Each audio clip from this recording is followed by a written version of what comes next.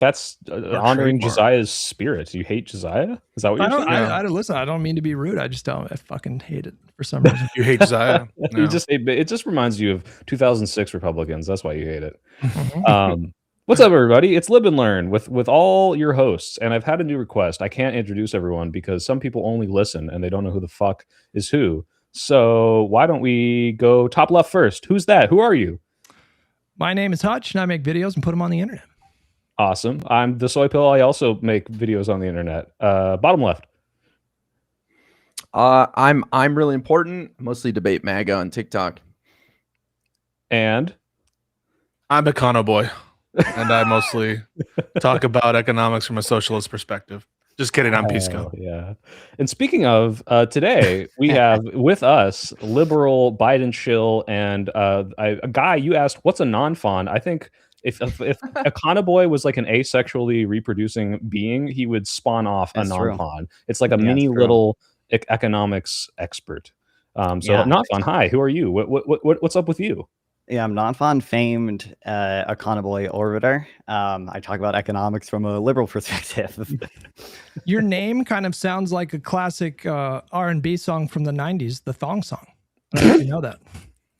Oh, is it the song that goes dun dun dun dun dun? Is that it? Sorry. What does nonfon mean? Where'd you come up with that? It doesn't mean anything. It's a name I came up with when I was like 10 years old. So okay. Whoa, it's like video game donkey. If it ain't broke, sure. Nonfon, can you give us a little bit about your background and what you're all about? Yeah, I'm not that interesting of a person. I guess, I started getting interested in politics like when I was in like 8th grade. I should clarify first. I'm 20 years old. You're a middle schooler. Yeah, but so, and I think I started out kind of as a, Bernie bro type person, just because that was like just kind of the vibe that my parents had and stuff, and what he said sounded good. I started like actually reading more into politics throughout like my freshman and sophomore year of high school, and I started leaning more socialist, and eventually I started reading more and more and started leaning more towards neoliberalism or however you want to brand center left Democrat moderate position. And like 2-ish years ago I started streaming about it. So yeah. Very cool. Very cool. So your parents were socialists? It's like one battle after another. I mean, my parents they're not socialists. They're sock dem types, I guess. They have some sock dem intuitions, but we're working on it. I'm fixing it over time. Don't worry. Nonfon, do you like black girls? Oh my God. I love them. Do you have your own place? No. Oh, okay. Why do you gotta out him like that? Why do you gotta? Because you have a bed frame. That's like a big thing that distinguishes like people in their early 20s. It's like a lot of people don't have a bed frame. I didn't get a bed frame until I was in like my 30s, and so I was gonna say you have a bed frame, and so that automatically puts you, probably leagues ahead of your peers. True, I guess. And I also want to say there's like I don't know if it's a trend, but there's a bunch of these like young, white, skinny, like guys who are like this center left new movement. And I just got to say, it's pretty interesting that there's like this rash of new individuals who are like trying to be base libs. And so, good on you. Are you lumping me in with Dean and Parker? I don't claim them. No. I mean, who knows what I'm doing? No. Who did we have the other week? Like Adam. No. The other week we also had another like wonkish type. Oh my God. Micah? Yes, Micah. Yeah. I'm curious, how come you don't go further? How come you're not further left? Because a lot of young people in your position that are interested in politics tend to be further left. So why are you more towards the center? So, I mean, what kind of sparked that evolution, I guess, or whatever. I took this sounds so cringe and lame. I took an economics class in high school, and it was less the economics class and more the conversations that I had with my teacher, and the stuff that I read when I was talking to him that like slowly shifted my mindset. And actually, so Micah like used to post stuff. He used to like have like economic blogs and Substack and stuff. I remember reading his issues with market socialism blog post. I think it's still up, and that shifted my opinion on worker co-ops at least a decent amount. Wow. Like, not being for mandating them, and I've just continued to read more and more. And most things I read push me in a more center left direction. So We stand. God, I feel old. We stand open-minded youth. It's good. It's good. Would you say you're more of a status quo kind of guy? Like most things are the way they should be. I don't know if I want to say Buzz status quo eyes. right now. Yeah, so I'm somewhat of a like establishment chill to some extent. Now I think like being a true establishment chill means that you should be willing to fight. You should be willing to even like break some norms. Like if obviously like if Trump is doing something that's entirely anti-establishment, trying to just get more power in the executive branch. And I think there are some moderate Democrats who like fail to do that. But like a little Cuck Schumer type person that might be leading our Senate Democrats. Listen, I don't have strong enough opinions on Chuck Schumer. You don't want to burn that bridge just yet. Don't worry. Okay, He had a pretty good statement. He had a pretty good statement. All right. You guys Tyler, got to run well- through the gauntlet at the end of the episode. All the purity testing questions, right? Top three Democratic Party presidents in history. Go. Oh in shit. history, Yes. bro. I don't know. So I think, I mean, oh my god, I don't even know. I can only think Andrew of like, the Johnson. bad things. I can only think of like the bad things that historical presidents did. I think Bill Clinton was probably pretty decent. I can't even remember. I don't even know what half the shit Obama did, bro. Do your I peers actually don't. do your peers even hate alive. you?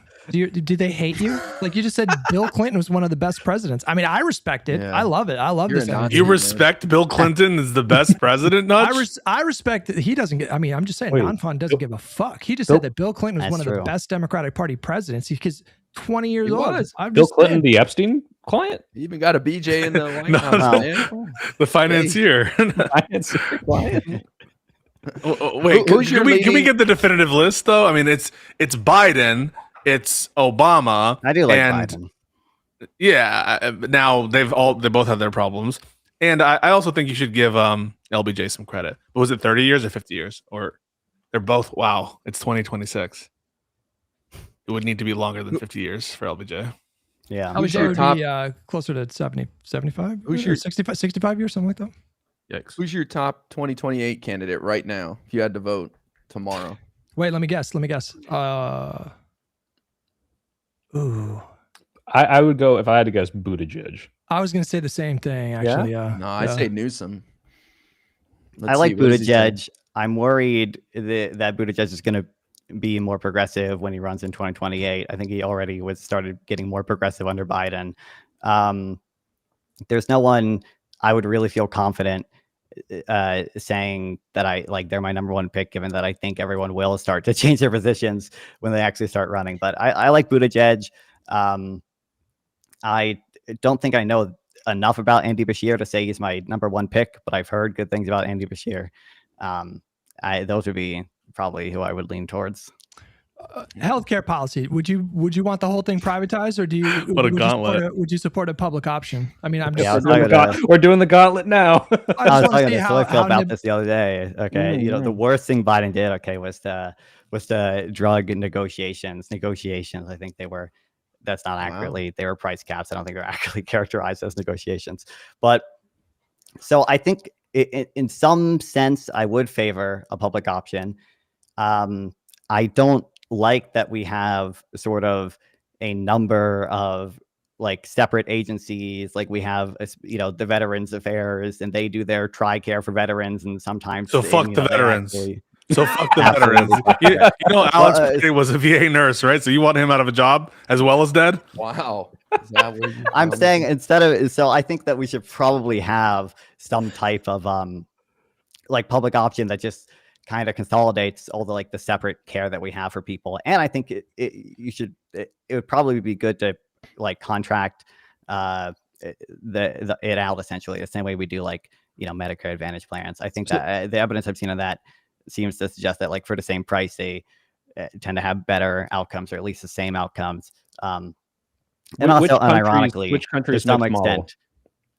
Oh, I don't think I would go for any specific country's mixed model. No ideal we can strive to. So you're saying America's the best? We have ideal healthcare. No. So I don't think we're not the best for the median person. I don't think. I think if you're rich, we're essentially the best. But I think I do think the sort of meme about other countries free riding on our pharmaceutical innovation and other medical innovation is somewhat true.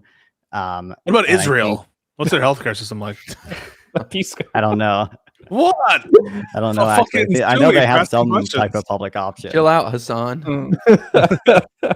And speaking of shitting on healthcare and progressives, Hutch, is that where you scoped Nonfon out, where you came onto my WIC panel and started talking about the base Democrats? Oh shit! I did listen to you guys talk. It was really brief. It was only like three minutes or something. Yeah, and I heard he's like, "Who is this guy? Who is this guy? This Nonfon character?" Talking some shit about Hassan Feiger, bro. What'd you say, Nonfon? I didn't say anything about Hassan. He was actually criticizing because I did that panel with Progressive Victory with some of the progressive candidates, and he's like, "Why are you supporting these people when they have silly policies like a $25 minimum wage?" Which I do think is silly, but I think they do a lot more good than they're doing harm. What would you disagree, Mr. Fawn?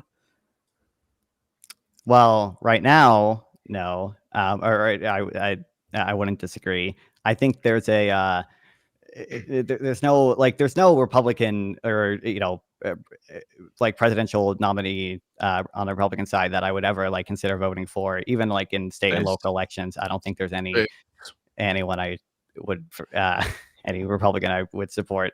But I do think I don't think the cost of like if we were to truly do single payer healthcare, or if we were to truly go full scale with unions and labor market regulations and stuff, I don't think those would be like totally negligible. I think like that would have a substantial effect on our overall growth and on with pharmaceutical innovation, like just the number of future in improving it, right? And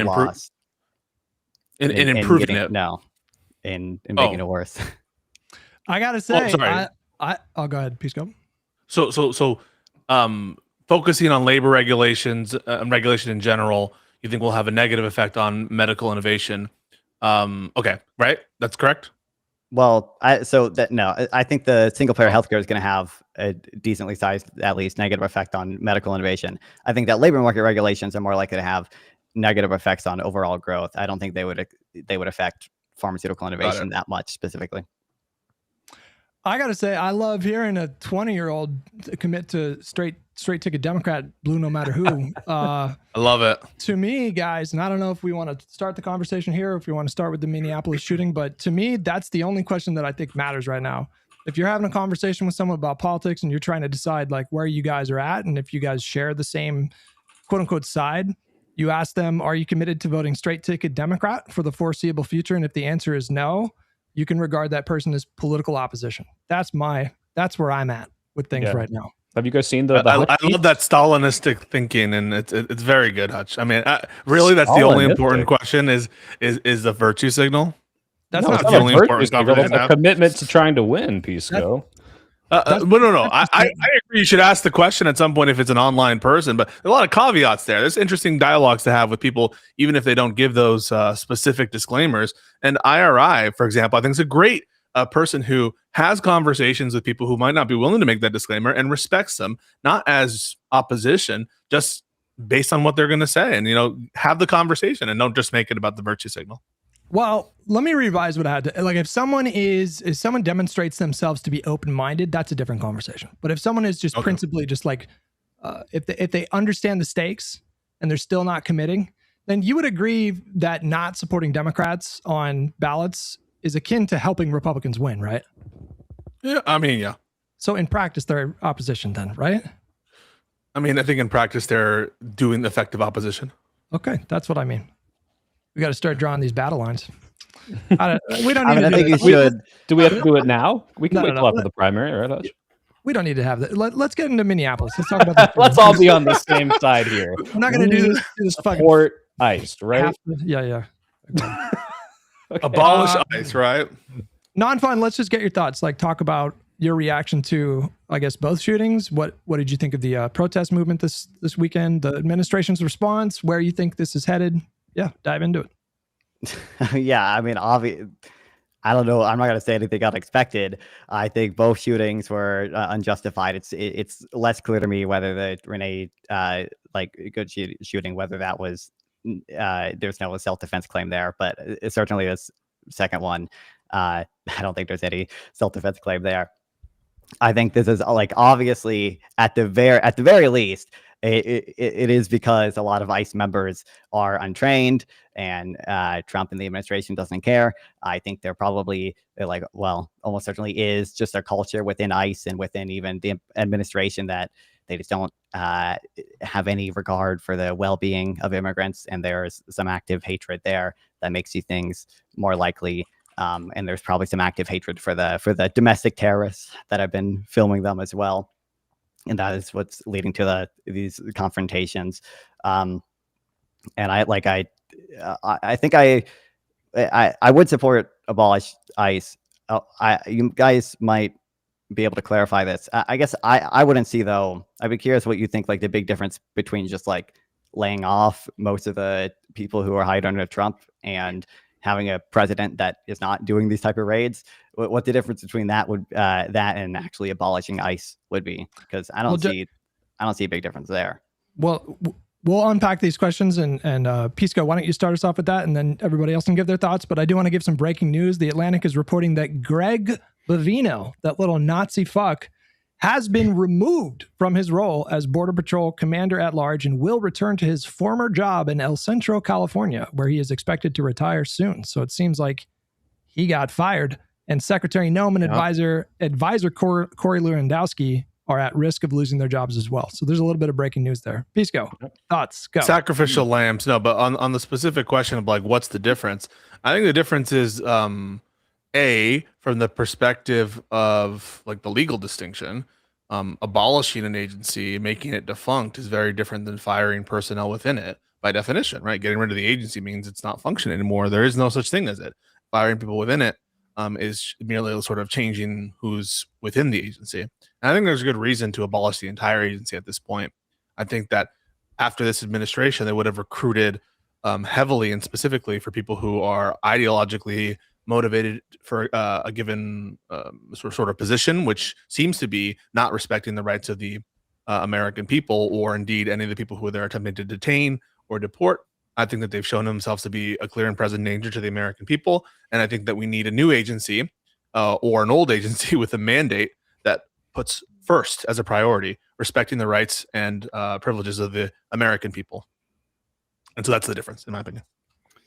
I'm not a fan of abolish ICE. I think it requires too much explaining, like defund the police. I understand that there's support for that now, but in the end, we want a federal agency that works with state and local officials to do targeted pinpoint raids on bad people. I think ICE is full of shit right now about what they're doing. I don't think they're going about it right, but I think there's just too much. We expect people to fill in the gaps and come up with, oh, but you mean you still want this to happen or not? I think it's just too easy for people to go, oh, so you want child rapists to be in communities that are undocumented? Got it. I don't know. I mean, like, I think I agree with the hesitancy because the defund the police slogan was so poison.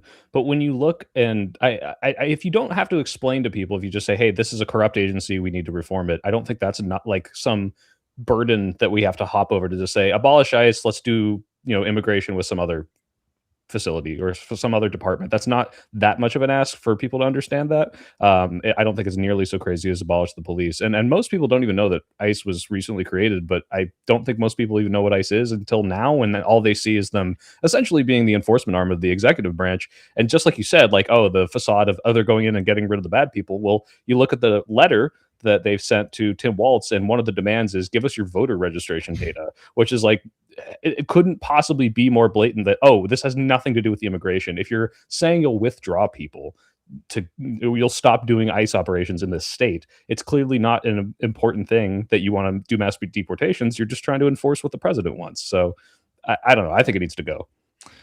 I'm pro abolish ICE with some caveats, and I think I can give you guys a pragmatic reason as well. The caveat that I would give, and well, I'll start with the pragmatism. I think the pragmatic reason is the same reason why I think like Chuck Schumer should step aside his leadership. It's not even because I think he's been a particularly horrible leader. I think it's because he's lost the confidence of the voters, and it would foster goodwill for the party for him to step aside. I think that would be a meaningful gesture. And similarly, we're seeing right now support for ICE collapse like significantly.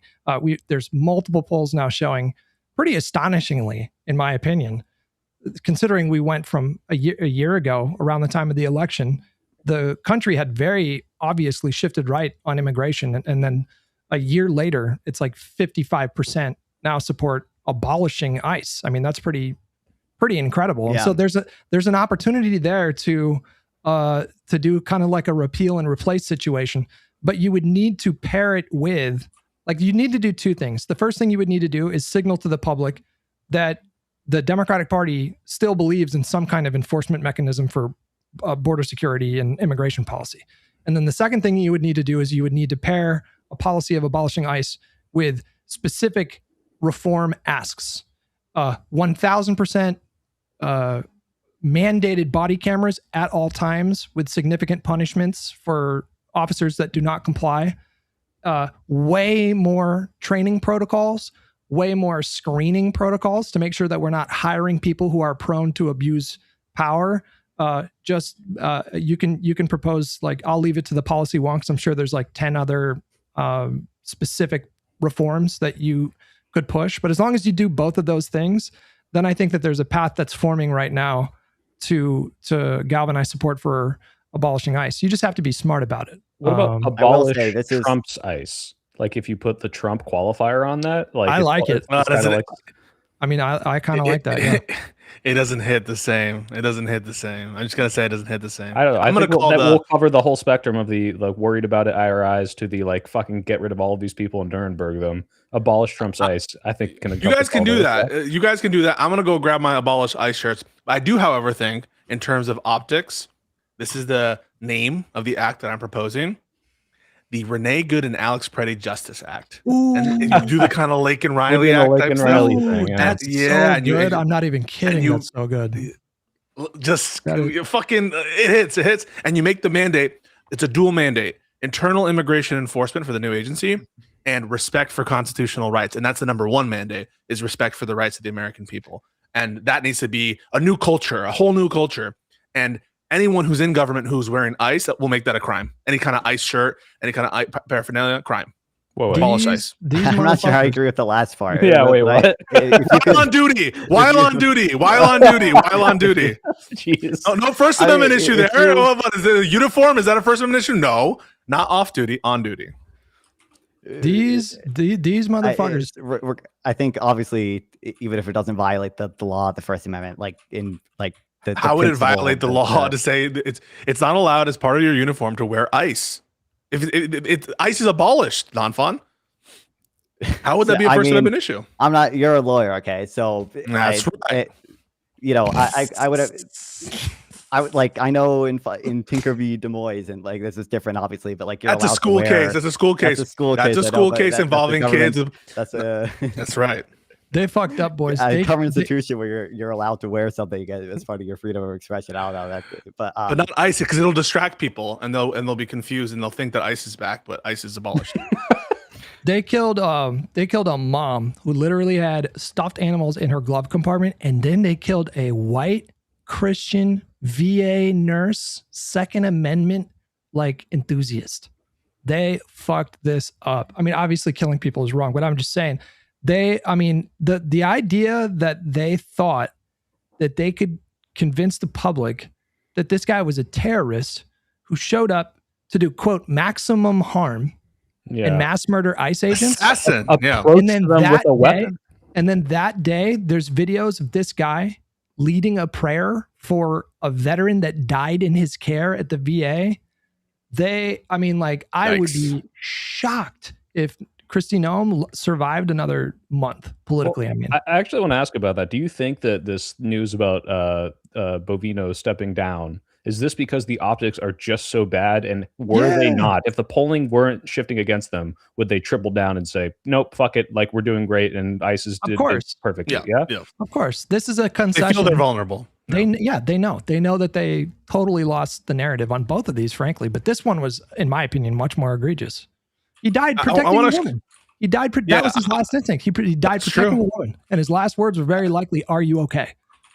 I want to shout out. I have like totally apolitical friends, and this is anecdotal, obviously, but like the one thing that like gets them actually somewhat interested in politics is the ICE raids, is the ICE shootings, because those do go viral. Those are, on Instagram Reels.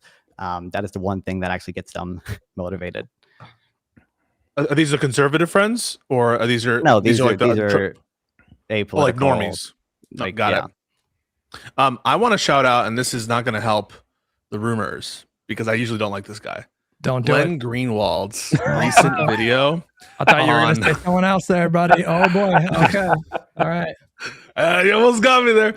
Glenn Greenwald's recent video on Alex Preddy. It didn't take a view on the legal justification angle, even though I think that's pretty clear from my perspective. People can have different opinions. I think it's pretty clear. It just took a look at the lies of the administration, like the objective lies that Hutch referenced. He's an assassin. The fact that they were both parodying each other, saying what were they going to say, massacre or mass casualty event or maximum damage, maybe. And it is just unconscionable to think that they would be in charge of, for example, invoking the Insurrection Act, claiming all these wild and extravagant powers to conduct war wherever they want to with no oversight. Why would we, if they can't even be honest about things that are happening in front of our eyes that are debunked within seconds, how can we trust them with anything else? And at some point, I think the overreach is going to kick them in the ass, and maybe it's doing it right now. And they're already coming out and saying they're not going to release the body cam footage, or at least. Oh, really? They said that? Yeah, that was in one of the press conferences. But it's exactly what you're saying. It's like if they're willing to blatantly lie. Wait, hold on. Are you sure they committed to that? Because I watched the. I didn't know. She didn't commit. It was just like President Trump has no indication that he's going to do this. Like, instead of being transparent about this, but it could come out later. But as far as I know, they have not signaled that they're going to. Okay. Yeah. But to bounce off that Peace Code, the idea that like we literally can see in the footage that they're 180 lying the complete opposite of what reality is. Same with the Renee Good. They said she knocked him over, ran him over. This guy approached ICE agents with a weapon, like implication being like he's like pointing his gun at them. Like it's just blatant lies. So if they're going to do this, like how can we trust like anything at this point? I feel like I'm a QAnoner now, where it's just like, oh, the deep state, and like I can't trust anything in the government. It's kind of scary. Yeah, I believe all that shit, and I believe it. And I think the Epstein files is coming back, because this is going to add to this mistrust. It kind of reminds me a little bit, though I was not alive during this era, the post-Nixon era. There was this like kind of during the 70s boom of oversight laws. Think like the Foreign Corrupt Practices Act, the Church Committee, all this stuff. When the American people were just fed up with the deceit, the lies, the misdirection and doublespeak about Vietnam and Nixon and Watergate, all that stuff. I just feel like we need to have another moment like that. And that needs to include with it, not just like oversight, but structural reform. And a lot of that is the stuff that Josiah talks about. It's my number one issue is accountability, punishment, and structural reform. And I think everything, maybe some of the great policy prescriptions that some of you have or that Nonfon wants to achieve is premised on doing that and implementing it to protect our system and actually have the changes that we want to see be implemented. I understand where you guys are coming from on this, but I think the public still wants the underlying mission of ICE. Obviously, they're going about it in a crazy way right now that the public doesn't support, with stopping people, racial profiling, stuff like that. But I mean, aren't you guys concerned at all that the Republicans are going to come out with ads in the midterms that say these child rapists are who the Democrats are protesting the arrest of? Not if you do it right. Not if you do it right. Again, like if you pair it with you pair it with tangible asks, and yeah, I mean that I think it's that simple. I mean, like if there's a way to telegraph a policy, or telegraph support for a policy, or run on a policy in a way that makes it very clear that the Democratic Party is obviously not saying that the federal government should have no mechanism to enforce our immigration policy. Yeah, There is a way to do that. And the public, you say that you're worried about the public, but the public's 55%. I mean, there's been a 30-point swing in favor of abolishing ICE. But I think they're pissed at the way ICE is going about things, not at ICE as a whole. Because ICE operated under Biden and nobody had any complaints. Yeah, but what's to stop us from doing the counter ads RI, where we take these like sickening stills of all these people pointing guns at these victims who are not like threatening them in any way, and say ICE is corrupt, we need a new institution to like fix our border, right? Like that's all. I think that's going to play so much better than they want to protect pedophiles and rapists, like just based on what Hutch is saying, the polling. Like we make better attack ads, I think it goes in our favor. And focus on Americans' rights. Like, this is a police state. It's papers, please. They're wearing masks. Whatever immigration enforcement looks like, it can't look like this. And the institution that we have now has shown itself incapable of operating under the constraints of our constitutional system, and therefore it needs to go. And we need a new agency with a new mandate that puts respect for the constitutional rights, not just of people who are targeted by ICE, but of Americans who are innocent, exercising their liberties. And that's what's most important, right? Because you want to just like try to make this about Kilmar Beggar Garcia. That's one thing, right? And I think that matters. And we did see an opinion shift on that. But when it comes to American civil rights, you're gunning down a VA nurse who's trying to help a woman without any justification. We should be running on that still image of the guy with him with a gun aiming at his back for the rest of the midterms. I have no problem with it. Wait, let Guy respond. Why not? Why not reform ICE? Yeah, why not? That shows we actually want to do something. I'm just so worried that people are gonna be like, these fucking Democrats want child rapists who are in this country illegally to stay here. I just know how my fellow man works in this country. They're morons. But they already do that, right, Guy? Like they did that in the Kamala election. It was like, oh, they want to give trans health care to the pedophile, rapist, immigrant. Yes. Like, you know, what's going to stop them from doing it just because we changed the slogan, which might not play as well with the invigorated, angry base, right? Like, but why that worked was because we didn't draw a line on where we stand on the trans stuff. Like, we didn't say what we support and what we don't support. I think that's been a big lesson for me, learned from the 2024 election. We need to draw a line in the sand and stop letting people fill in the gap with their imagination. Yeah. Oh, well, of course the Democrats want the federal authorities to help enforce this. I just think when we assume that, we lose. I think we all agree, right, that the goal here is massive reforms, right? So whatever form that takes place, I'm frankly agnostic. I mean, I told you guys my position, but if this resulted in ICE remaining as an institution, but with a series of significant reforms codified through legislation, I'm happy. It doesn't really matter. It's just symbolic at that point.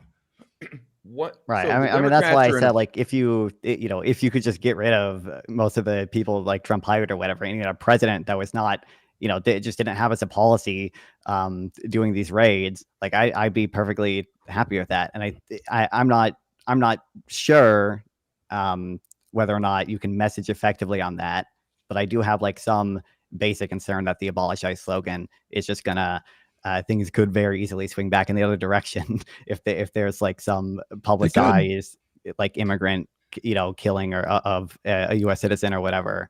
Or if there are riots that break out similar to 2020, I mean, right. Like we saw support for Black Lives Matter go up to, I think, 55% shortly after George Floyd. And then all of that was erased within 3 months because of the riots. And so if we're in a similar situation 3 months from now, if widespread rioting happens and that allows the Republicans to like seize control of the narrative, which I think would be really fucking stupid. And so I would encourage anybody listening to discourage their friends from doing stupid shit.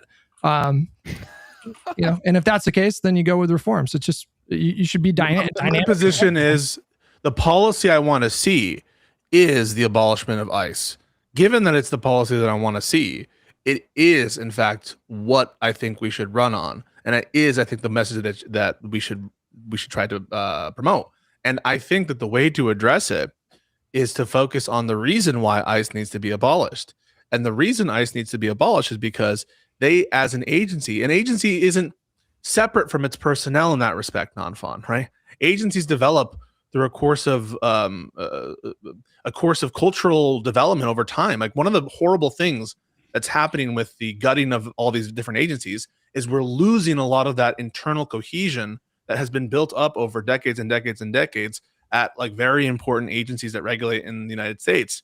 And that sort of background culture, that stuff isn't easy to replace and recreate or to fix entirely. And so given that, I think that personnel and agency and policy are almost hand in hand. I want to get rid of it, and that will help with some of these potential First Amendment challenges if they try to say, oh, you're just coming after us because we're Trump supporters. No, we're just getting rid of the whole agency because of its culture. It's not any particular person that will have the accomplishment of easy firings of everybody, and they can, if they want to, reapply for the new agency with a new mandate. I think it makes sense from a policy perspective. It avoids a lot of constitutional challenges or other kind of bureaucratic challenges that you could have because it has the imprimatur of Congress. And then ultimately, it is addressing the cultural rot at the center of ICE in a way that mere swaps of personnel will never accomplish. Okay, two things. The first thing, who the fuck is what is that name? Chudsley Harriet. Who's that guy's got to go, bro. What's going on? They're I'm looking at YouTube. I don't see Chudsley. Why are you feeding the troll, Hutch? They got to go, bro. They're screaming. They're calling Nonfon a fascist. They're calling IRI a fascist. They're calling me a fascist. They are spamming that shit. Somebody's got to fucking. Is it in Twitch chat or YouTube? You know why it's not calling up their chat for Christ? Twitch chat or YouTube? Whatever. Okay, so then number two. I want to push back a little bit. What if Pisco? Let me give you a hypothetical. What if we could accomplish everything that you're trying to accomplish in terms of completely overhauling how we systemically enforce immigration policy? What if we could do all of that with a rebrand instead of, or with a massive reform policy instead of a completely new institution? And what if that pulled 25 points higher than abolish ICE? Would you be persuaded? You would prefer oh, okay. All right. If you're saying if I accomplished all my goals and I knew that it pulled way better, did you think I was gonna say no? No. Are you not trying to see if I'm just like virtue signaling? No. I'm not. I swear to you, I'm not like trying to lead you into a gotcha. That was a genuine. I was genuinely curious because a lot of people that I spoke with in 2020, I had a conversation with somebody who, and I asked them this same hypothetical, but applied to Black Lives Matter or on defund the police. I said, what if you can get everything you want? Everything. What if you can convince lawmakers to pass legislation at the state level, at the federal level, and you can redirect funds from police departments to social services and do all that stuff by using a different slogan, and in doing so, you can guarantee that you get it. Would you do that? And the person said no. They said I shouldn't have to change the slogan. It's not up to me to like explain this to normies. And that was the most insane thing I ever heard in my life. So I just wanted to make sure you weren't in that insane. Camp. No, I appreciate it. I think so I don't see the Chud person. I just want to be clear. I don't see the Chud person in my YouTube chat. I just looked and I didn't see him in the Twitch chat. If we see him anywhere, we'll get him. We're gonna get the bad guys, all right? Yeah, I blocked him on Restream, but he still shows up. I can see this guy everywhere, and now he's on YouTube too. Look at bro, this guy is fully deranged. This guy. Get the help you need, Chudley, whatever the fuckly. I think not. He's on the official Live and Learn one. Don't worry, I'll get him. He's on the official Live and Learn one. I'll get him. I'll get him. He's not in mine. He's in the official Live and Learn. Okay, just heads up. We'll get him. Fuck him. He's probably a Josiah fan. That's where he came from. I think Nonfon is spitting here. We are one undocumented immigrant away from killing a white college girl from the public shifting to the other side on this. And then now we're sitting here rallying around abolish ICE. I think that could complicate things tremendously. Well, any concerns there? Can you come up with a better slogan in the next 10 seconds? Because I think reform does not roll off the tongue nearly so well as abolish, even though it's fewer syllables. Here's what I think. I don't think we need a slogan on it. I don't think we need to run on ICE. I think we are in a powerful position right now with the government shutdown to demand some serious changes, which I'm curious to hear your guys' thoughts. And by the way, I brought this up a couple weeks ago. We should shut down the government over demands for DHS, and it got a bit of a muted response. But I understand there's more now with this Alex guy, tragically. But we're on the verge of possibly getting body cams. We're on the verge of demasking these guys. We're on the verge of forcing them to not racially profile. So what if we get all those things in this shutdown fight? Do you guys still think abolish ICE is worth going with at that point? No, I don't. Like if we actually get those meaningful reforms then yeah, I think it makes more sense to just get those reforms, right? Yeah, I agree. If we can get the reforms and we don't have to risk, like you say, like I think it's not as big of a risk, but if it is, what about prosecute ICE? I like that better. I saw a tweet and I didn't laugh and I disavow, but it said grape ice, and that is something I wouldn't support. Oh wow, very brave, Pisco, that you don't support What? that as a political. I don't support it. I know. Great. I'm letting you know. ICE, I you don't. just say ICE accountability. Boom. There you go. Simple, elegant. That's great. I like that. Well, Rolls but off the tongue. Pisco, let me challenge you with that. If we do get some reforms, I'm not saying we're going to get $75 billion back like Bernie wants. I'm not saying we're going to get them demasked, but if we get them to really change and have to go about their business differently, do you still think abolish ICE will be a winning slogan? If we are able to get reforms Mhm. in a different context, I'm not sure. I'm not sure the answer to that. I'm sorry. Well, I with the think reforms we're asking for now in the shutdown fight, I'm sure you've been seeing some of the stuff. they're talking about. Post-reform, will abolish ICE play as well? Probably not. Yes. Okay. Because I think we're about to see that. I really do. Because you're seeing people on the right, including lawmakers, starting to say, yo, this isn't right. We need to pump the brakes. You know, what are we doing here? And Trump firing that guy is a pretty big deal, too. Yeah, but the thing is, this is the problem, right?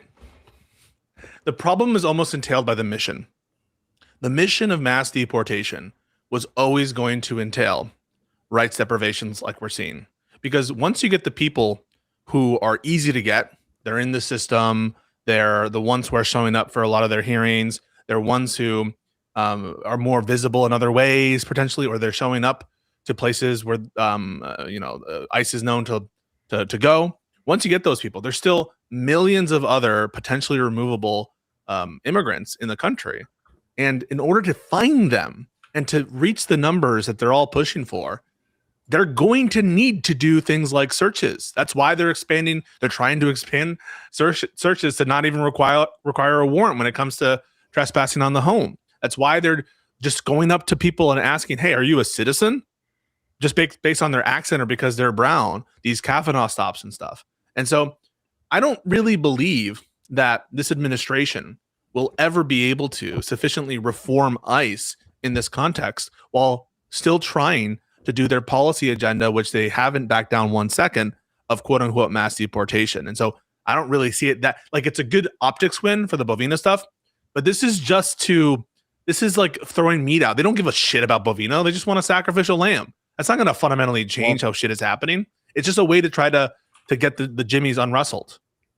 I mean, I can agree with that, but I mean, if you're just saying, and I agree with this, to be clear, that like the issue is the mass deportations, that's always just going to entail whatever rights deprivations. I mean, that's just an issue with the policy. The president would find a way, if they want to do mass deportations, to do the same thing that ICE is doing with whatever tools you give them access to.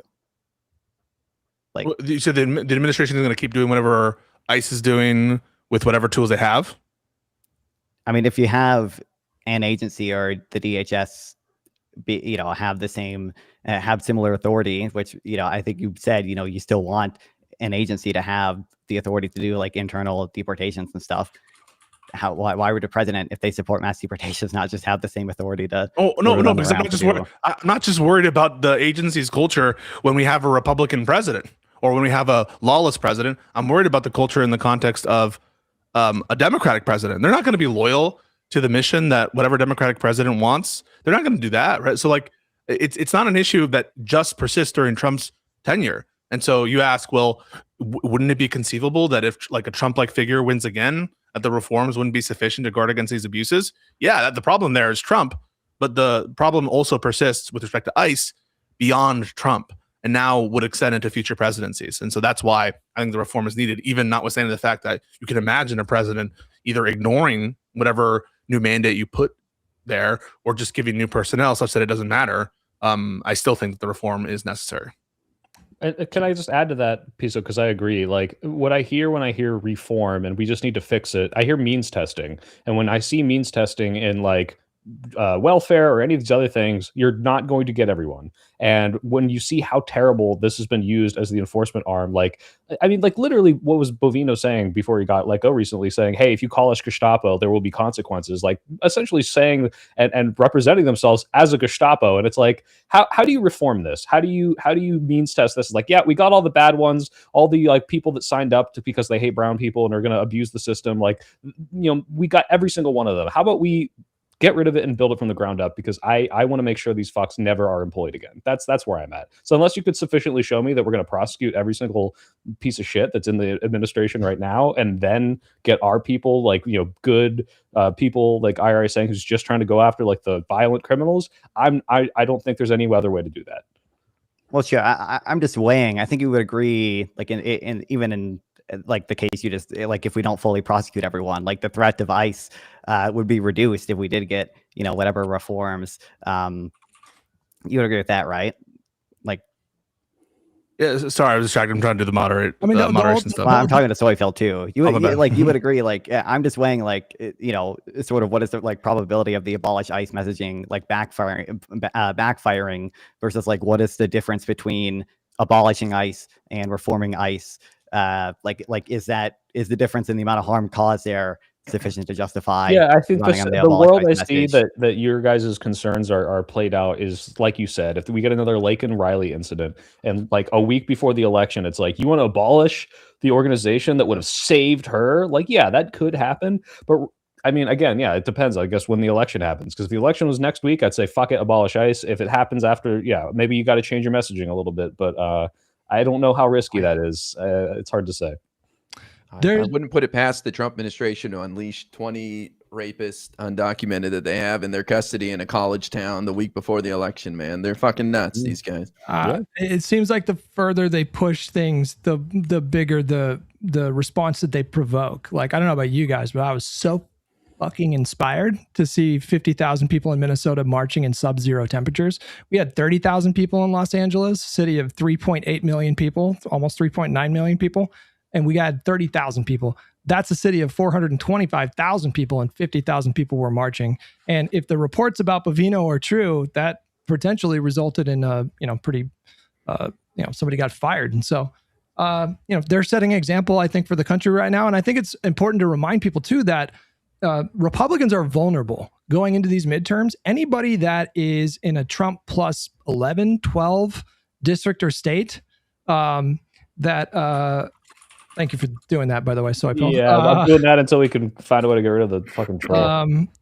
Any Republican that's serving in a Trump plus 12 or lower district or state is vulnerable right now. So yes, I think we should pressure Democrats right now to hold the line and to pick a fight over this. I think this is worth another shutdown fight.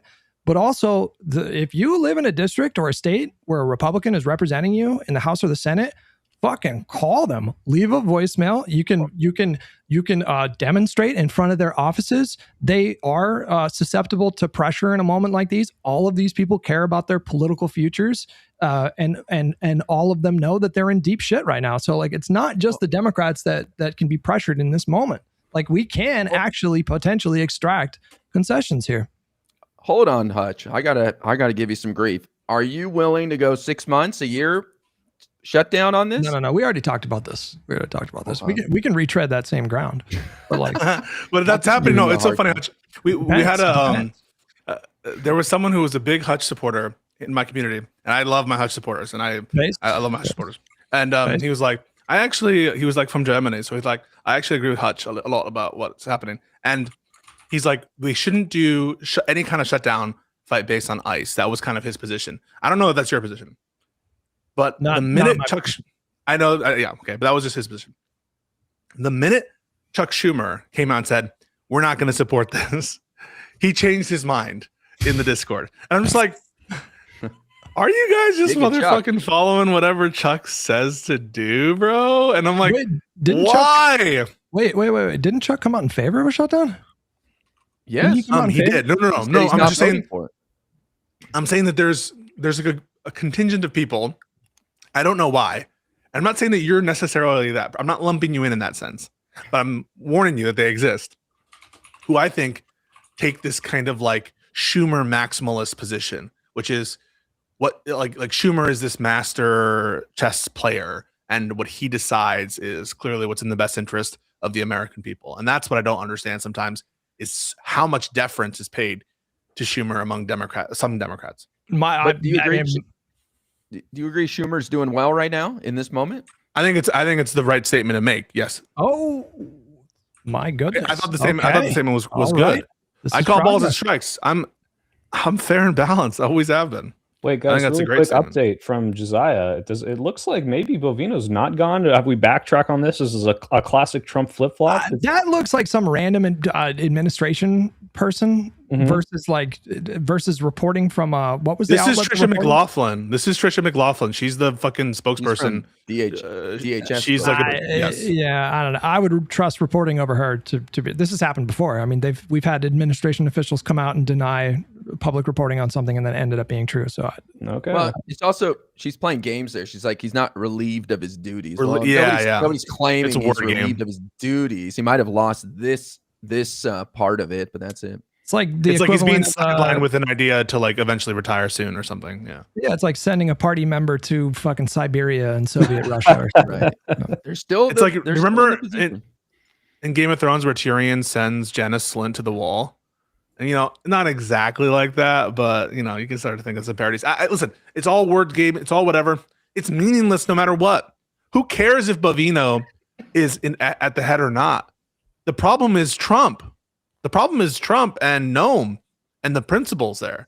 That's what and the policy. Well, so no one should I agree with that. I'm saying it's a good optics thing for us to be like, wow, you guys are losers. Even I'm doing this, like the L against these like loser MAGA people who are like, oh my God, not Bovino. But I think it shouldn't end there. Don't rest on your laurels. Yeah. Don't rest on your laurels. It's just the beginning. But I think it's a good sign of what's to come. Also, Trump was praising Tim Walz today. That's a totally different tune. He talked to him on the phone and said, we're on the same wavelength now. That's a huge difference. What did Tim Walz possibly say? Like what trophy did he give him? What like praise could he have said to make Trump completely flop on?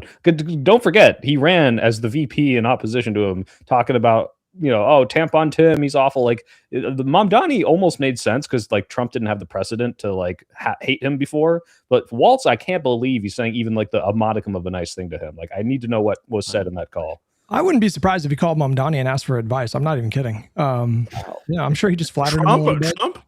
No, Walz. Trump's a pussy, dude. You get him on the phone, he seems to back down. Just like in Europe. This isn't the first time. Greenland. Yeah. And it's not the first time to sort of back what IRI is saying. If you guys remember the George Floyd stuff, he specifically like praised Walz's performance there, right? Like I'm pretty sure he said, he's doing a great job with what's going on in Minnesota and the protests. And so I don't think that we should take what he's saying right now as if there's going to be a massive shift in policy. I think that what's happening is he can read a little bit the room, and he knows the shoot was a bad shoot and he's losing on it. And so that should be a signal of weakness. And everyone should smell blood in the water and take advantage of it. Ryan Getty. Where's Ryan Getty? He's in somebody's chat. He's in my chat. Why? I watched your recent video on Gavin Newsom, bro. That was good, man. He makes good videos, man. Everybody should subscribe to Ryan. It's good. Check it out. I was gonna say, you said like he sees the blood in the water, reads the writing on the wall. I can't believe Tim Pool came out and said this is a bad shoot. Although now he's reposting videos of like AI upscaled, images that make it look like the guy might have a gun in his hand so that it's justified. But for a brief second there, Tim Pool couldn't grift hard enough to say, "Hey, this is okay." It was a fucky statement, though. Soy. I agree that it was like maybe surprising that he would say it, but it was couched in like ambiguity and not 100%. It's like, sure. I mean, he's still doing the fence. He said like Trump's not going to win this one. Like as though this were. Did we lose IRI? Oh shit. He said, "Fuck Bisco, I'm out." He says shit talking. Did he? He's Tim Pool's biggest stan, and he can't believe we're shit talking him right now. My heart. No. I just left as soon as you said something. Did you see that? It happened again. What the fuck? You start talking, he bounced. I didn't do anything. You're fucking hands up. Hands up! Don't shoot. Hey, speaking of which, how do you guys feel about Hassan saying that Democrats were actually just as bad because Michael Brown was shot when Obama was president? He's right. Isabel? 100% right. Isabel? I did not see that. Can we talk about that for a little bit? The drama, Hutch, and I want Nonfon's opinion about this too. This is the criticism from the drama, Hutch. This is the elephant in the room. Be more specific. There's about there's drama. Yeah, go ahead. Here are as I understand them, the accusations from both sides. Accusation against Hutch, we'll start with that one, is Hutch spends too much time shitting on lefties who are going after Trump. That's the accusation. And then the accusation from Hutch is you guys don't actually care about any of Trump. Wait. No, hang on. Rephrase that. That's not true. That's the accusation. No, you can deny it. I'm just saying that's the accusation. No. How did you phrase that though? Did you say lefties that are going after Hutch Trump? spends too much time going after lefties who are attacking Trump. What? That's you never heard this? Trump? Who are you never heard people say this, Stevie?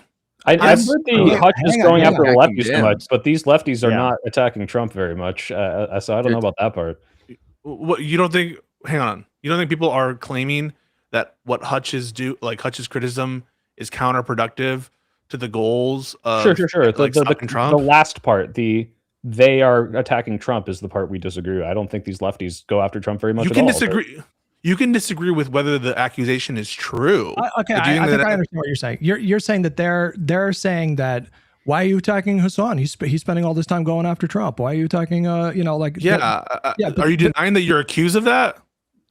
I understand the way that you phrase it in that way. I would take issue with the premise because if this was just a lefty going after Trump, what fucking issue do I have with that? The only time I go after lefties is when I feel like they're helping Republicans and Trump. You can fight the accusation, but the accusation is being made. That's all I'm saying, right? Or do you deny that people I just find it disingenuous framing. That's all. Like you're attacking lefties that are going after Trump. I'm not attacking. Do you think that people are accusing you of that? I'm not saying that it's true. I'm just saying, do you think people accuse you of that? I mean, I think in general, the accusations are generally Hutch punches left more than he punches right. That is in general. It has little to do with. But the obvious implication of that is it's counterproductive towards the threat of Trump and fascism. That's their point. What do you say? Sure, like that. That's the fucking accusation. You can just say it's not true. No, but not if it's not counterproductive if you hold the view that I do, which is that these lefties are helping MAGA. I know you disagree with the accusation. Yeah. I'm just laying out that is the accusation. Okay, wait. Right? Okay. Is that a problem? While Hutch is on the hot seat, we got a super chatter says, do you see trolley problems all the way down, and do you know about the horizon effect or the disadvantages of greedy algorithms? Nope. I guess he doesn't. You're going to have to.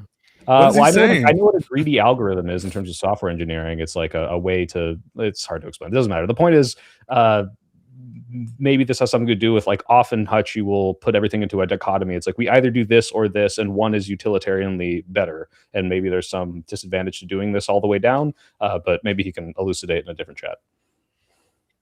Yeah. All right, that's the accusation against you. Hutch is worried about our brothers to the left who are lost, and he's just trying to reach out to them and with an olive branch. That's all, and trying to bring them back to the flock. That's what I think. No. Yeah. So respond to it. As I said, my view of things is that I think if Hassan stopped covering politics tomorrow, and the same goes for Kyle Kulinski, frankly, I think that would net votes for Democrats. So I think that my view of them, now we can debate that. That's fine. We can have a good faith debate and we can get into the minutia about that. But that's what I believe. And so when I go after these lefties, for example, Sean the Black, this guy, he posted a tweet. The Democrats said something like, ICE are bad, or I don't know what they said. And then he quote retweeted them and said, you voted to fund this. First of all, the Democrats, not a single Democrat voted for the one big beautiful bill, which is what added all that extra Jared Golden did. And created I think Jared Golden did. Yeah. I don't think he voted for the one big beautiful bill. Could be wrong about that. So first of all, he's just wrong on the facts. But second of all, no way he voted for that. If you do a cursory search of Sean the Black's tweets, you'll see that he did not vote for Kamala Harris. I'm wrong. Sorry. So, get fucked. If you're going to spend your time on social media actively trying to tear down the Democratic Party candidate, you are actively helping Republicans win elections. You are complicit in 14 million projected dead from USAID cuts.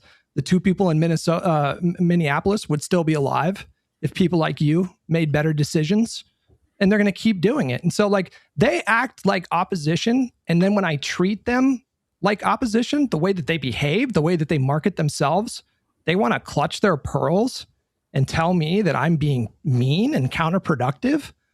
Excuse me. My whole brand is I fucking hate Republicans, and I will spend the rest of my life trying to convince people to support every Democrat on every ticket for the rest of their lives. That's my entire fucking brand, bro. So if you're going to accuse me of being complicit in fascism when you are literally the reason why those people are dead in Minneapolis, you can get fucked. That's my position on that. Can I steal?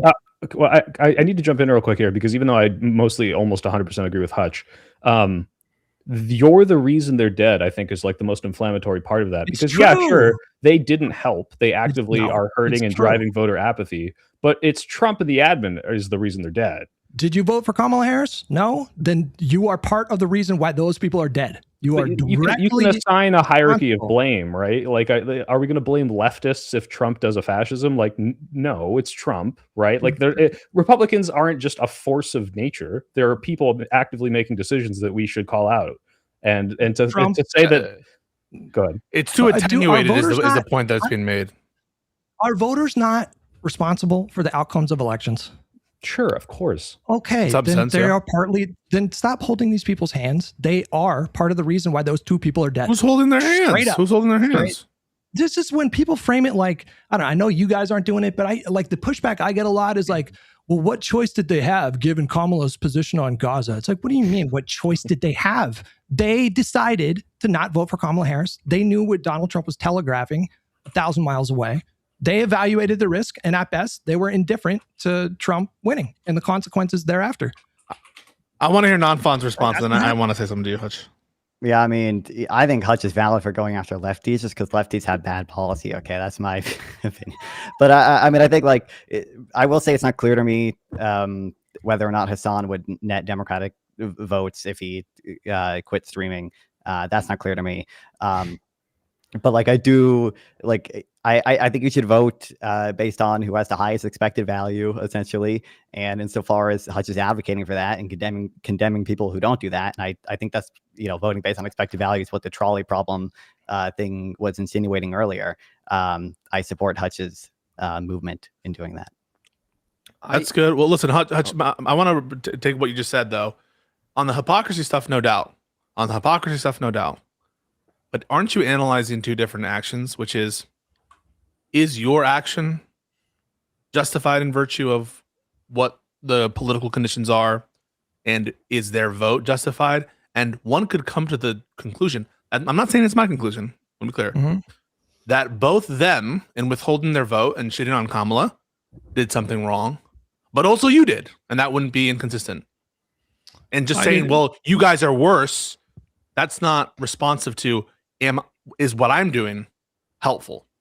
I don't know if I said they're worse than MAGA, but mathematically they're the same. They had the same impact as a MAGA voter. Do you understand what I'm saying? What I'm saying is my argument right now is that's not responsive to the claim. The claim is you're hurting the fight against Trump. I disagree. By attacking lefties. Right? No, but all I'm saying is you're responsible. You guys didn't vote for Kamala isn't responsive to that claim. Is it? It's like you're a hypocrite for even accusing me. How dare you accuse me? You can judge me by my actions. I have always, as soon as I started covering politics on all of my channels, I have always taken the position of, you guys, the Republican Party are getting worse and worse and worse. This is really bad. We are well beyond Obama versus fucking Mitt Romney in 2012. They cannot be allowed to have power. And I don't care how you feel about the Democratic Party. If you want to join this movement and stop them from doing these awful things, straight ticket Democrat, blue no matter who, you ignore people that call you a shill. Do you want this to stop? Then join this movement or be someone that helps Republicans win elections. Those are this is a binary choice that people have. The question is shitting on Kyle Kulinski so the question is shitting on Kyle Kulinski helping Republicans win elections? Pisco, what do you think of the fact that Kyle Kulinski said on his YouTube channel last week that Gavin Newsom vetoed a single-payer healthcare bill in California. That did not that's happen. true. Okay, It's if it not happened, I true. condemn that. He said that. And do you know why I think that's bad? What is, before Israel-Palestine, what is the number one issue that Kyle Kulinski and his group of people focused on? Medicare Corruption, Yes, Trump. Yeah. Medicare for all, right? So what is he telling you? It goes beyond just it being a false claim. He is telling his audience that Gavin Newsom committed a mortal sin according to their priorities But in Hutch, politics for the last 10 years. Kyle Now- would tell people to go out and vote for Gavin if he was in the general. I don't You think are delusional You if you wouldn't? think you Really? are delusional if you think you guys listen. I will believe it when I see it. Okay, he did told he, just but did you do that for Kamala? no. I'm pretty sure he did said not. I don't. No, I don't. I do not believe that he endorsed Kamala Harris. Absolutely, he endorsed Jill Stein. You guys.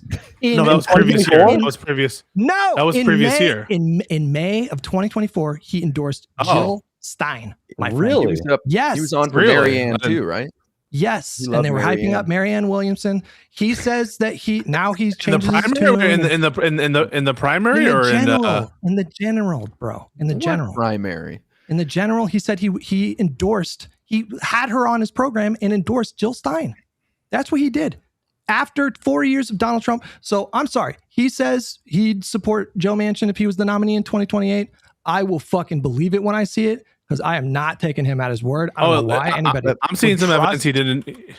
Okay, but if he does, so you think it's possible he won't endorse the Democratic nominee if it's Gavin Newsom, right? Absolutely. It's in his- He will- Yeah, it's in his DNA to attack the Democratic establishment candidate. Someone like Gavin's going to be piss him off. But listen, I applaud Hutch for trying to help our brethren to the left who are far gone. But 90% of them end up voting for Democrats, so I'm not even worried about it. But I think Hutch does it because he enjoys it, fighting with them. No. Maybe I I'm think- wrong. I don't know.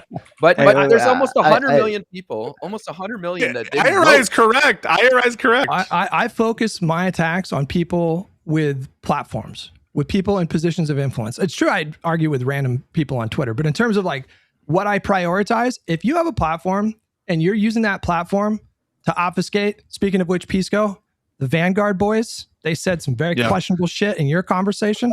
They're a part of this as well. They're a part of this as well. They said that Josh Shapiro covered up a murder, bro. You understand that we're gonna talk about that. I know they said that. But We're going to talk about it. We're scheduling a conversation. All it takes to debunk that fucking lunacy is like a cursory Google search, bro. No, These people are but lazy, Hutch, destructive arsonists. Hutch. Okay. So the question is, by you spending your time attacking Kyle Kulinski, attacking Crystal Ball, and attacking the Vanguard, do you think that is maximizing your ability to stop fascism? That's the question. Yep, I do. The answer is yes, because you think by attacking Kyle Kulinski, it's going to do what? In virtue of what? I want to peel as many people away from that lunacy as I possibly can. That will net us votes and that will increase. You can have your people like Brian Tyler Cohen and Josiah that focus 100% of their attacks on Republicans. That's fine. What is wrong with me? Like the fact that you take issue with me calling them out and not the fact that Kyle Kulinski is telling, how many fucking views does that video have? 250,000 views. And he's telling his audience that Gavin Newsom vetoed single payer in California. It's Here's just the not difference. true. Here's the difference. I think here's the difference. Here's the difference. I think on net, Kyle Kulinski is a benefit to our effort to stop Trump. Whether or not a particular video I would think is bad doesn't really bear on that. I don't agree. No, let Guy in. Guy's been rolled over a couple times. I mean, I agree. I think Kyle will come through in the end, but I don't have a problem with what Hutch does at all. I would never engage with the leftists. To me, it's more about like their lives suck, and so they're looking for something to blame, a boogeyman like capitalism or whatever, the establishment. So you're not going to get through to them unless you just put some change in their pocket and give them something to look forward to. But I think the bigger picture for me is the almost 100 million who didn't even vote in the election. I'd rather go after them. They seem a lot easier to win over than somebody who's some ogre boy weirdo who's got their heels dug in and just wants to suck on Hassan's knob. You know what I mean? All right, to why even Hutch's bother? point there, I agree. We need to capitalize on that, but I think what these lefties do is promote voter apathy by saying both parties are the same. Like if you come out and say, "Hey, I know this is awful and people are getting shot by ICE," but remember Ferguson? Like But ignoring Kyle the fact doesn't that, like, do that. But well, Kyle does not I'm do not talking that. about Kyle right now. This is I'm Pisco, putting this on video, but it's like the idea that somehow you can compare the executive branch putting a department into a place that's causing this chaos and incompetence with state police is insane. It's just not at all these same things. And there's like all the like Hutch said, these cursory Google searches of just how these things work immediately dispel them. And if you're able to lie with basically impunity, like if people like Hutch didn't call it out, then you do just drive this insane, like, nothing's ever going to change. We just need to wait for the revolution. We got to firebomb the Walmart, and it never comes. And then fascists take power. Like it is important. You're pressing me harder than you press Vanguard after they accused David Pakman. Oh my God. Hang on. Let me Get finish. over yourself. What the fuck? This is actually true, bro. You are pressing Jesus me. Christ. Let me finish what I had to How say. am I pressing you? How am I pressing you you? are What's the accusing me. pressing? You are accusing me of wasting my time and going after people who I'm asking a question. And you're pressing me harder than Vanguard when they accuse I'm David not pressing Pakman shit. of being paid to celebrate genocide, is what they said. I'm not. They said that I'm he got not paid to celebrate genocide, and you did So not. first of all, you're factually wrong. I did contest that claim. Bro. Will you Hutch, will you retract the claim? Will you retract the claim that I didn't contest the ideological connection between Chorus? In fact, I brought up Chorus in the first instance. Will you retract? Will you retract? Will you take the moment, Hutch? Will you take the moment right now to retract your claim that I didn't contest the fact that there's an ideological imposition? I said you're pressing me harder than you press them. How am I pressing you? What do you mean, how am I pressing you? Now you're doing this. How am I pressing you? I'm asking. You're not pressing me here. You're not pressing me on this? By asking you whether or not you think, just elucidating the view that Kyle Kalinske is net bad for the Democrats, just asking that question is pressing you. You say stuff like Kyle Kalinske, he doesn't do that. What do you mean he doesn't do that? In 2016, that's pressing you? Hold on. In 2016, he was Bernie or bust. In 2020, he was on election night on Joe Rogan's podcast. Joe Rogan asked him who he voted for. He said, "Nobody, I don't vote for war criminals." Okay. After 4 years of Trump, he said that. In 2024, he endorsed Jill fucking Stein. And you want me to give him credit for kind of going after MAGA kind of hard when it's like in vogue right now? What was he doing? I'm saying since the new administration, Democrats. So first of all, the claim is I'm pressing you and I'm treating you so horribly. I don't mind like you're like, oh my God, I'm being so mean to you right now. Why didn't you ask them? Don't you think you're hurting the Democratic Party by saying stuff like the first topic of our entire the first topic genocide? The first topic was entirely monopolized by the quote unquote elephant in the room about whether or not they're willing to support and endorse Democrats. The end of the conversation, they say, we are going to endorse the Democrats. Yeah, after they have views of genocide, covering up a murder, and like Gavin Newsom killing babies or whatever. Which immediately I said, I don't agree. Let's have a conversation about that at a later time. But I'm now being mean to you. I don't understand that. Like, I went through the whole virtue signal. I went through the whole virtue signal thing with the Vanguard. You're not hurting my feelings. I like these exchanges. I don't mind them, and we can move on after this. But like, and Pisco, I do expect it. I love Hutch, but just to be clear, he's just saying, I do love Hutch. It seems like you're diving more deeply into the ideology that Hutch is doing, and I don't think you're being mean, but give me a break. What are you talking about? I don't know what your Vanguard thing, but it seems like you didn't ask even follow-up questions or kind of like stay on these topics with them. Is that kind of what you're saying, Hutch? Is that it? No, you could have gone harder. You could have gone harder.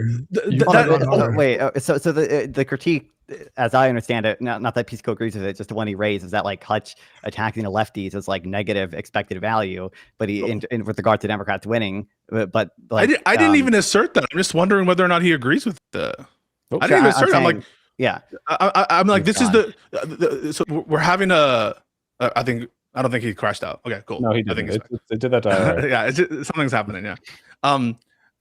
I was just there was a topic that was going to be introduced about lefties and about Hassan, and I'm like, this is the accusation. I want to hear what you have to respond. And then Hutch said, I actually think it would be better off for Democrats if these people weren't like influenced in stuff. That's something I disagree with, and I'm just disagreeing with it as IRI is, and I just don't think that is like pressing Hutch in a way that I like didn't press Vanguard. I just think I'm just like I don't agree, and I certainly said I don't agree with the Vanguard with stuff they said.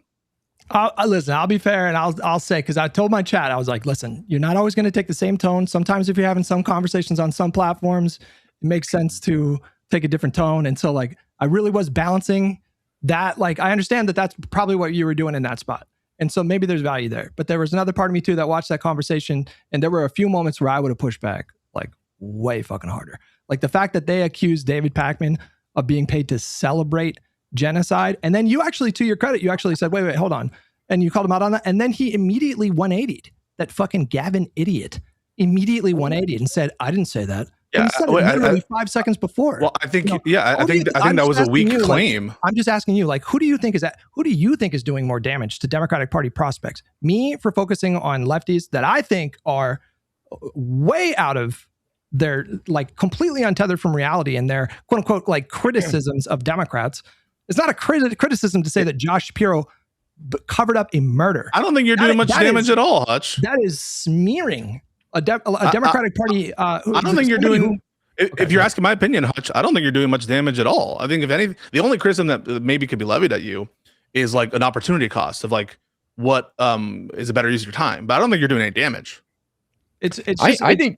Yeah, go ahead. I think you give them too much credit, man. Like these people don't have that much influence, man. I'm telling you, it's you might maybe disagree with me, but like the Vanguard boys and Kyle Kalinske are not determining the election. Man. Kyle Kalinske gets like 40 million views a month. It doesn't matter. Shitting on Trump. Shitting on Trump.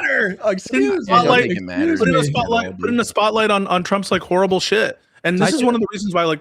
I just told you that Kyle Kalinske told his audience last week that Gavin Newsom vetoed single payer in California.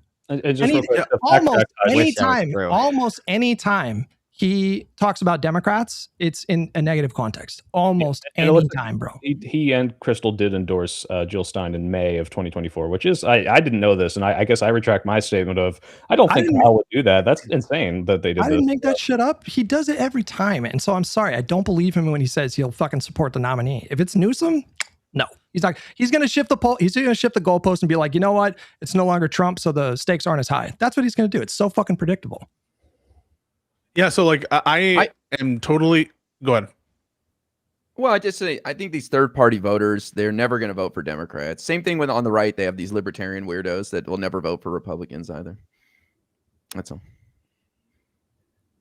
I was going to say, think you have any go for it, yeah, sure. This is somewhat a different topic. And the obligation to like actually fight the lefties on policy issues, like when I talk to more lefty people, it's almost always about my issues with the actual policies, instead of like just trying to get them to vote for Democrats, even though maybe I should be getting them to vote for Democrats.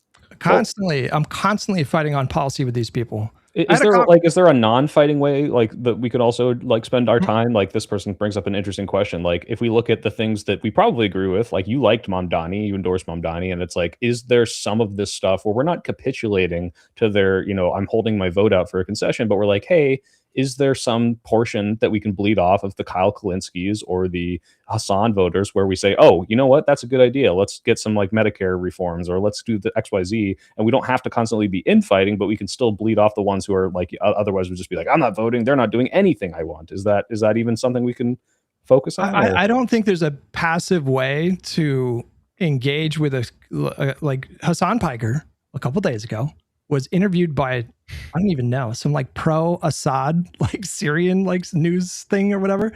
And they asked him about, I don't know what they asked him about, but he said straight up, like, a lot of people think that Democrats are opposed to police brutality, but, Ferguson happened when Obama was president, which is a statement that is so fucking meaningless that it insults my intelligence.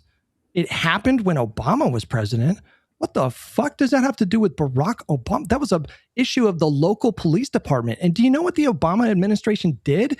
Eric Holder and the DOJ at the time investigated the Ferguson Police Department, and they forced a consent decree enforced by a judge to implement reforms at that police department. And do you know what the Trump administration did when they murdered 2 people in Minneapolis? They said the people were fucking terrorists and ICE agents. You have immunity. Go nuts.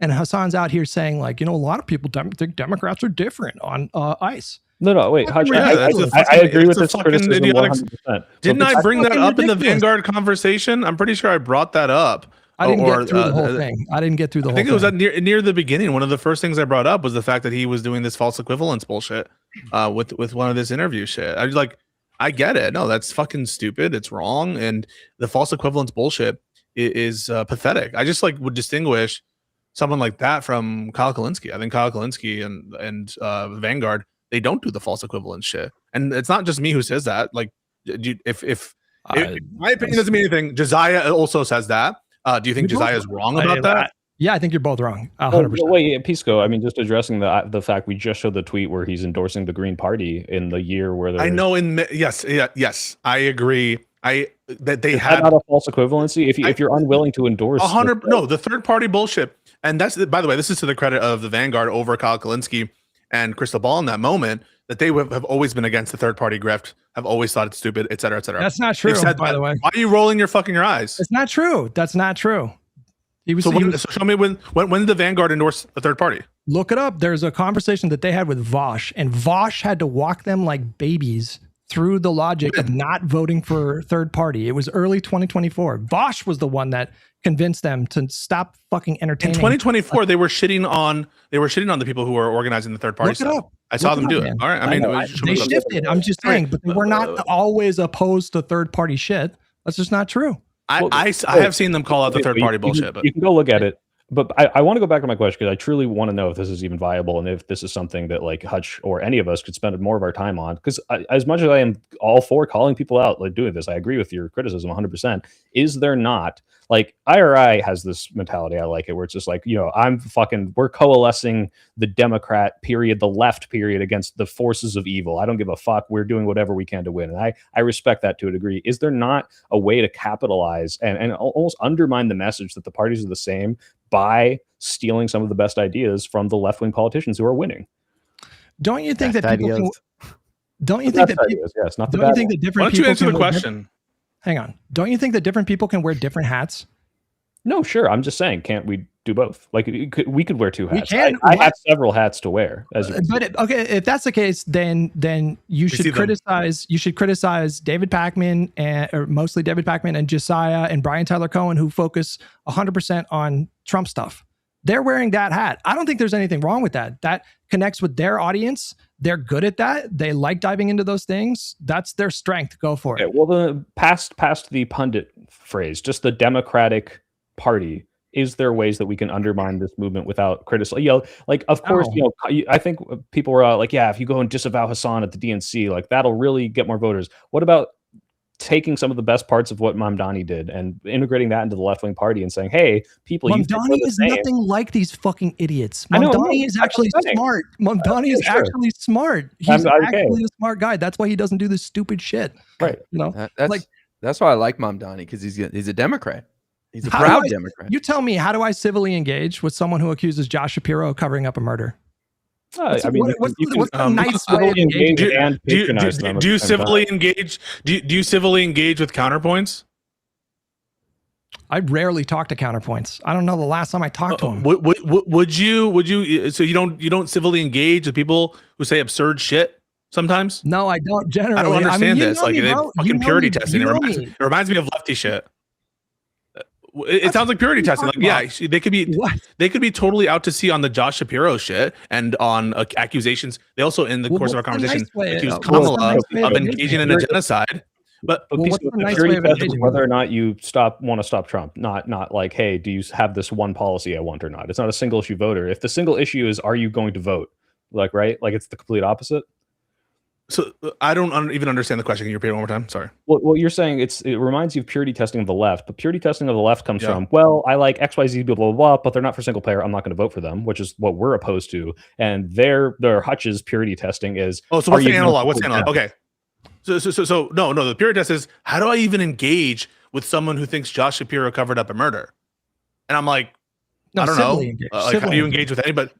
civilly engage with someone like that soy pill I is saying, civilly can't we be nice IRI to is a them? perfect example. Guess what? IRI interacts with people who say absurd shit all the time, engages with them.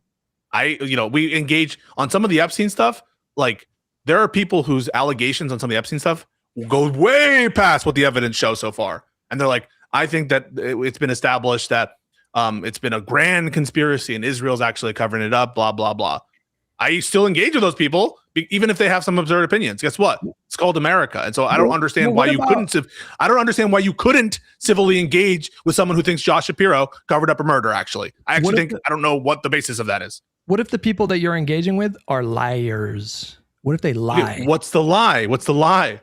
I'm glad you asked. So the Vanguard, for example, in your conversation with them, they said, no, we disavow the crazies, the ones that say voted third party, like we didn't like voting for Kamala, but I get in my, I call them out all the time and my audience calls me What's the lie? What's the lie? What's the statement that's a lie? If you go to their Twitter feed right now, what is the first thing you see on the top of their feed? That is them retweeting Sean the Black, who is one of those guys who did that shit. What is the lie? They position I've retweeted Trump supporters before. I've retweeted Trump supporters before. In the conversation with you, they said that they disavowed the fringe crazies who did the fucking anti-electoral stuff. That's clearly not true. Not for who they are, but on those opinions, Hutch. Come on. What's the lie? You're saying, wait a second. To believe that these guys lie. Like they are What's the lie? What's the fucking lie, Hutch? Hey, identify the statement that's a lie. They do not. Like what's the statement what is the statement that is a lie, Hutch? I just told you. They said they disavowed the third party bullshit. That doesn't mean I'll never retweet someone who did that. Okay. Wait. Don't just disengage. That's some cuck shit right now. Hang on. Don't just disengage with that. I don't think these are honest actors. Hang on. They have not demonstrated I'm just trying. honest actors. So you can say that they have some lies in the past. I'm not saying they've never lied. I'm just saying at this moment you have not identified a false statement. Have you? When they had the conversation, have you identified one or not? Have you identified a false statement or not? He's go. Let him respond. You can act dishonestly. You can act dishonestly. Weasel. What's the false statement? You can act dishonestly without necessarily saying something that's dishonest. Does that make sense? In the conversation you guys were having about the Taylor Lorenz article with Chorus, right? They repeated like three things that were totally debunked within one day of that story being dropped. Okay. They could have made just a tiny bit of effort to follow up on what people were. They claimed they repeated the lie that Chorus creators had to go through Chorus to schedule any interview with a politician. This was totally debunked within 24 hours. So it gets to a point where if someone is so incurious, if someone is like not willing to make the tiniest amount of effort to actually look into the things that they're covering, and all they're pushing is the same fucking narrative bullshit every day, I call that dishonesty. I don't think they're honest actors. I don't know why we would spend even a second trying to court these people. Why? I think there's a lag. What does that mean? Yeah. Can you guys hear me? I'm just testing it. Can you guys hear me or not? We can hear you. There is a lag. You're a little discombobulated, but it's fine. Hang on, I'm gonna refresh 1 sec. Okay. Well, for very heated, and right now one of the parties is not here. I do want to say this. We're having the Deem on to talk about this discussion next week, so I'm sure we'll get more into it, and it'll get even more loud and crazy and annoying. And is that better? Testing 1, 2, 3. And you're back. And Vadim and Ogre Boy's coming on. Ogre Boy's coming on Live and Learn. And Vadim wants it to be it's gonna be awesome. What a great show. You guys should sub to the channel. Oh my god. But here, let's hear from our guest. What are your thoughts on this back and forth Nonfon? Listen, I think this is why I like talking about policy, okay? Because I think you can discount a lot of the sort of both parties are the same and like the weird narrative shit, especially if it is true these people like just never look into stuff. Like if you can convince them that like single payer healthcare might not be like super great, that like some of these policies are just like kind of cringe, I think you can make them a lot more comfortable voting for Democrats. And I don't know if it's easier to convince them that these policies are bad than it is to like convince them to vote for Democrats because of the threat of Trump or whatever. But I think you need to be neolib pilled, Hutch, and I need you to go in on Ogre Boy about the elasticity of investment to pharmaceutical companies' revenues. Well, I want to bring mean, up real quick. I do have to say, because the super chat has become elucidated to me with the horizon effect, the trolley problems. It's this idea that right now we were just presented with a dichotomy: either Hutch does this or not, or either Hutch goes super hard against them or not. And the horizon effect is in artificial intelligence. There's so many variables for it to look through, and so it can only narrow this down to like a very small sector and then look through these, where if you keep trolley probleming and narrowing everything down, you get super tunnel visioned on these are the only two options. And Nonfon just came in and said, well, what if we have this like policy solution that actually convinces people to come over with, and so like, yeah, you can shit on them, but you can also do this, and both of these things are going to be aiding and growing our party and getting votes. So yeah. But these people are not serious about policy. Let's just be clear. Like, if you ask them, what would you have done in response to, let's say, like the massive influx at the border? Like, put yourself in Biden's shoes. Like, what is your policy solution to that? I shit you not. Every time I've asked that question, I've asked this question so many times. They say like Cinemarxism, for example. He's this like Twitch leftist. I had a conversation with him and I asked him, like, how do you like vet people coming into the country? Because you got to do that, right? He said his solution was to get rid of all border patrol. He's a prison abolitionist and a police abolitionist. He said, get rid of all CBP, get rid of all ICE. And what you do instead is you send a bunch of lawyers to go physically stand at the border. And then I guess migrants stand in a single file line, and then you just hand them papers and then they come into the country. That was literally what he said. But those are policy positions. They're just not serious about getting it accomplished, because it's obviously way too absurd to actually do it. Like, it's the same stuff with like the ACA and stuff. Like they have a policy position on healthcare. It's just that they don't have any mechanism. They don't have any like serious thoughts about like how to actually do what they want, or like what the constraints were at the time, like when the ACA was passed, right? But they still have policy positions that you could convince them are stupid. They don't. Maybe. I don't think you can convince them that it's stupid. But like they don't. But you think you can convince them to vote for Democrats? Like, significantly easier? No. I my whole thing is like, I just try to like be aggressive as possible with these people and make them look silly. That's like kind of what my whole thing is all about. Like, that's how I. And that will peel them off to vote for Democrats where they otherwise wouldn't. Not them, but like hopefully people that watch them. In the audience. I get emails from people all the time from like saying they used to watch this or that person, and so I'm doing. Well, I mean, listen, I got 6 emails that says Hutch was too aggressive. I'm a Hassan fanboy now. I'm not watching Hassan.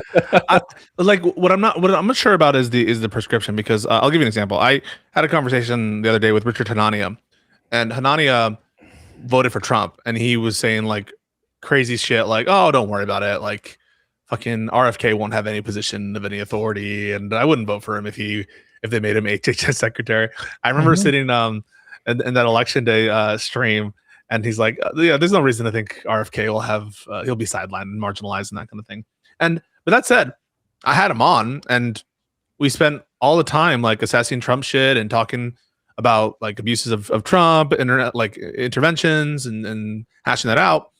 What is your prescription with respect to the conclusions you're drawing, Hutch? It's not that we don't interact with these people, but is it that we don't have polite conversations with them? It depends. Like, if your whole thing is constant Democratic Party, fuck the Democrats flowchart bullshit, and that's all you do, then I think the best thing to do in that spot for me, and I'm not saying everybody has to do that, but for me, is to match that energy and to just really, I personally think that the flowchart shit is nuts. Like, I think it's so thought terminating. I think it's so fucking stupid.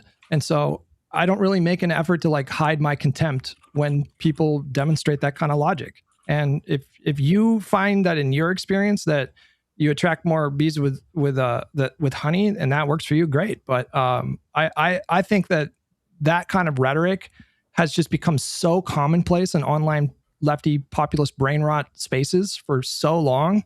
And I think there needs to be more people pushing back again. I'm not saying you have to, but I think there needs to be more pushback against it, because I think it has done a lot of harm.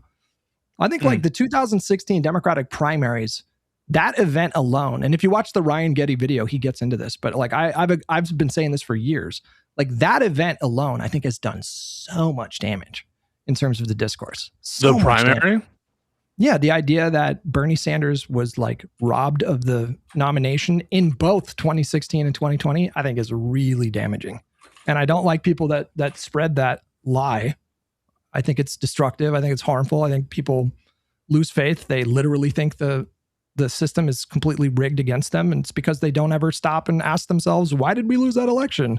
You know, why don't we do better with black voters? They don't ask that question. They're just like, it's just fucking rigged. Katie Porter, Cory Bush, Jamal Bowman, you know, like down the line. That's their whole thing. They will never win, they will never lose a primary and then come after the fact and say, here's where I think our campaign like didn't, you know, It's just like, oh, it's just robbed. They think that the Democratic Party, they think that the moderate wing, the establishment wing, should hand them power. Like they just want to skip the step of convincing voters. And they think they should, like they think that Pete and Amy, who were ideologically opposed to Bernie Sanders, they don't agree with his ideal governance. They thought Biden would have been a better candidate and a better president. But they think that Pete and Amy should have stayed in the race to artificially juice Bernie's numbers to like help him on Super Tuesday. How do you explain that? Like, what world do you live in? Do you think that the moderates are just going to give you power? No, convince voters. That's how you take the power. That's how you got to do it, right? Is that a descriptive claim or a prescriptive claim? You're saying the way to get to power is X, Y, Z. The way if they want to control, or are you coming some kind of normative assessment there? The way if the Bernie populist wing of the party is ever going to be in the driver's seat of the party, it's going to be after they convince enough voters to give them enough seats to have a majority in the party, and then they can have more influence to elect a House Speaker. They can have more influence to decide who is in the Democratic leadership, but they don't do that. They never do that.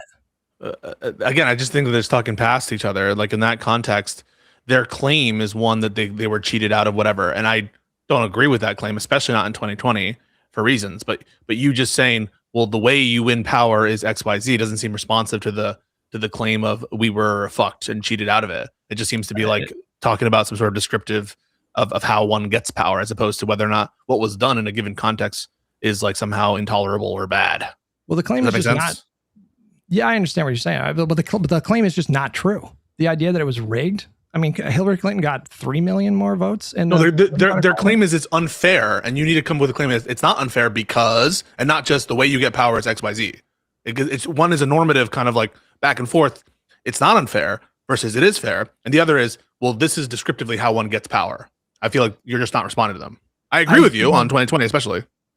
Fair, unfair. I really don't give a flying fuck about like any of like those kind of descriptors. It's just the truth that if the progressive populist wing is to ever be in a position where they're the leadership of the party, it will be because they convinced voters and not because Pete and Amy didn't deliberately stay in the race to essentially hand it to Bernie.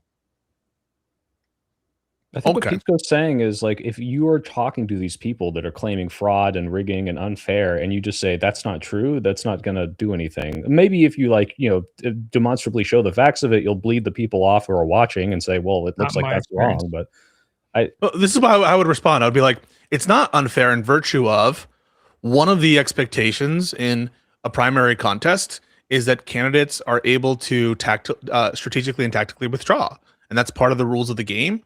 And if you're working within the rules of the game, there's nothing unfair about it in that sense. And there's never been a norm against like dropping out for purposes of, you know, making arrangements. That's part of everyone's expectation. Therefore, it's not unfair. But you just saying, well, how you win power is X, Y, Z. It doesn't surprise me that it doesn't stick with them, because I don't feel it's like it's addressing their claim of unfairness. It just feels like it's one is a normative claim and one is a descriptive one.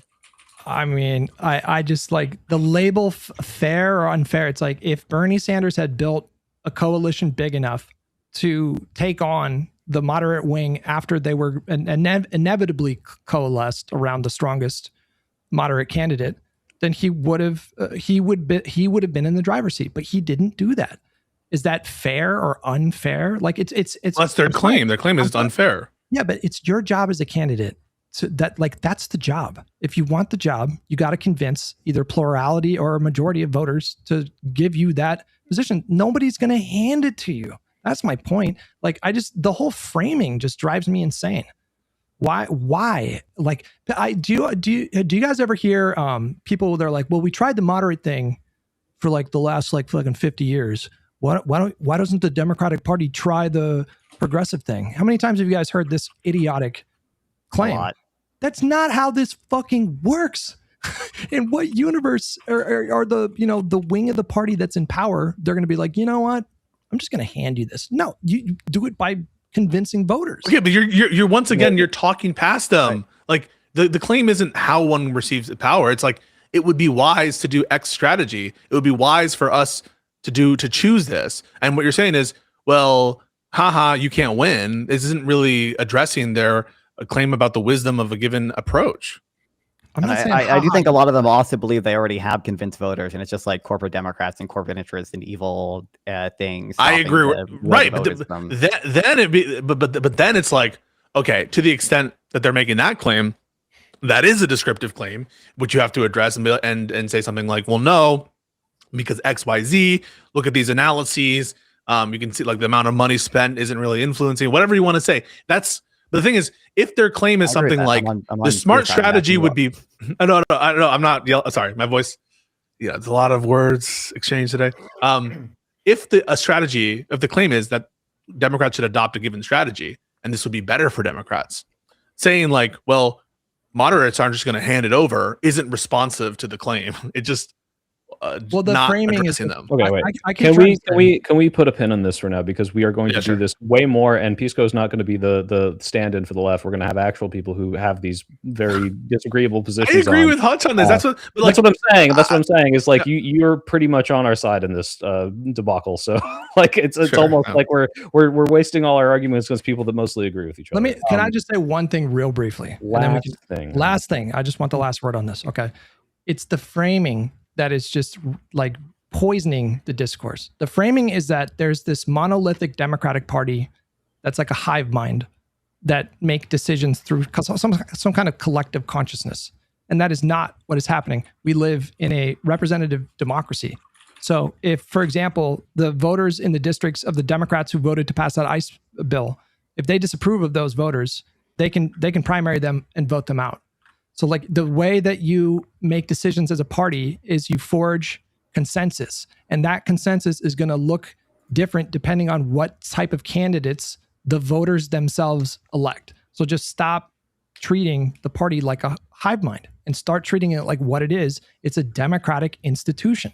Well, that's it. I'm sorry. I'm going to say the last thing now, and I want you to think about this for next week, because ultimately it sounds like at the end you're saying it's their responsibility to earn the votes, and I feel like that's what they're going to fire back at you when they don't vote for the general. But don't respond to that yet. Oh shit! Oh shit! To be honest, I didn't follow that. I'm sorry. Well, you're saying, hey, like Bernie didn't win because he didn't get the votes. I agree with this, but it's like, okay, well, isn't it Kamala's duty to earn the vote of the progressives who feel like they're just? And so it's her fault. It is. I mean, sure, but like those voters who decided to not vote for Kamala, they made that decision. They are responsible for their decision. Kamala didn't force them to not vote for her. They chose that. Do you give Kamala responsibility for not winning? It's not another Kamala failed to build a winning coalition. There's no doubt about that. Kamala failed to build a winning coalition. We have a whole show for this. Okay, all right. Do we talk about Greenland for like 10 seconds? I'm sure Nonfon. Yes, we should. I want to hear Nonfon's opinion on Greenland. Right, and just to recap, Greenland. All right, Trump threatens and says that Greenland's a necessity. There's nothing that can happen other than them capitulating to us. Completely threaten all these tariffs and potentially troops on the ground, tank all the markets, and then declare victory when we get back to the same place, which is they said we could put bases there. Did I get that right? Does anyone have any contentions with that recap of what happened? No, that's classic Trump strategy. That's the foreign policy. I like that. Like I'm honestly not surprised. Like a lot of his trade deals are like kind of scaled down versions of that. Like, he'll announce some insane shit. He did it with Colombia, announcing like some insane 50% tariffs on Colombia early on for like literally no concession, just because him announcing that he got a deal can get like headlines. It is not that surprising to me. I'm a little, there's a little part of me that's upset that we didn't get some type of deal that like would have given Greenland like citizens like a lump sum of money or whatever, because that would have been a good natural experiment. That would have been a good like 500K each too. Talk about a UBI. That's crazy. Exactly. Yeah. Wait, was it in exchange for Greenland? No, in exchange for Greenland, he was like, let's pay every citizen and they become Americans. But you know what would have happened is he would have, put a bunch of military stuff there and he'd been like, well, each Jericho missile is worth this much money and we're paying you in protection, right? Like that's what would have happened eventually. That's exactly what would have happened. And because think about his healthcare plan. Then, speaking of healthcare and speaking about Affordable Care Act and single parent and all that stuff, Trump's plan that he announced, I think, was it $2,000 per person to spend on health insurance a year, which is vastly below what people usually spend. So I don't think you can trust it. But Nonfon in general, you would be okay with a consensual acquisition of Greenland, right? I don't have a principled objection that wouldn't it be cool? Sufficient. So I think Greenland is like a resource, probably more of a resource drain than it's worth. From my understanding, they get a lot of money and subsidies already from the Danish government. Yeah, but it's like civilization. It costs a lot to build up the city a little bit, but eventually when you tech up, it's got the resources you need for those. Well, I mean, Alaska's still a net drain on our treasury, right? So so you give up Alaska? You think it was Seward's folly? You think it was Seward's folly? You believe that? Wait, Pisco, I mean, I know this is a little bit of a meme, but the idea is the minerals and natural resources in Greenland will be not so difficult and expensive to mine once global warming happens and melts a lot of the ice. This is a It's a little cynical. I grant you it's a little cynical, and obviously I disagree with the policy to the extent that it's unconsensual. But I don't have a problem with acquisitions. I think that we should expand the franchise in America first. So I would be against any acquisition before we have Puerto Rico and DC full franchise for these individuals. But in general, I don't have a problem with acquisitions. I just think that what Trump is doing is threatening the NATO alliance, and it's obviously insane, and it's fucking over our allies and friends and raising tensions needlessly. But yeah, no. Speaking of which, should we show the letter he sent? It is the most unhinged thing I've ever seen in my life. Yeah, I know we always say this, but I was genuinely surprised by this. This was I cannot this is fine for a Trump tweet, but let me find this. What was the guy's name? The leader's Jonas. I don't know how to pronounce his last name. Is it just Store? Jonas Store? Yeah. I don't know the fucking Danish. I just say while you're looking that up, this was a huge L for Trump. He got lucky that this shooting happened over the weekend because everybody should be talking about this. This motherfucker said we must have Greenland. There is no way our national security can survive without it. Then he said they need to sell it to us. And then he proposed the tariffs and he just backed down. I don't know what they did. They must have had an envelope with Epstein Island photos and him banging or something, because he completely changed his tune. He didn't even have a plan. He didn't know what happened. He said, we have concepts of a plan that'll come out soon. So he's loves revealing big things. And so he had no idea what even happened. So I don't know what went in that room, but those Europeans fucked him up.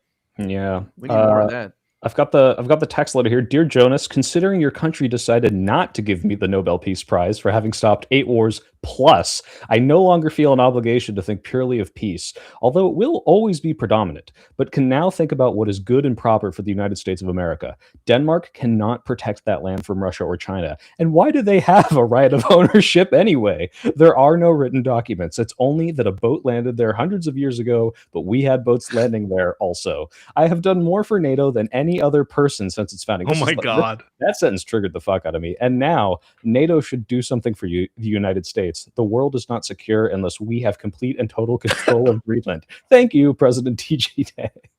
It's so unhinged. Not what he wanted. He got everything he wanted. I challenge you to say otherwise. Totally got it all. Yeah. Can I just say one thing to establish peace? I got a text from my mom. She watched tonight and she said, good night, familia. Me voy a camita, which means I'm going to bed.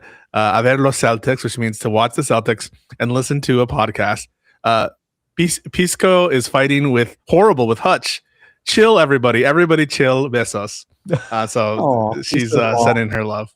Espero que tenga buena noche. Oh, that's so Aw. cute. Shout out. to I'm Pisco's I'm mom. breaking the piece a little bit because Oh because shit. the tariffs reminded me of this.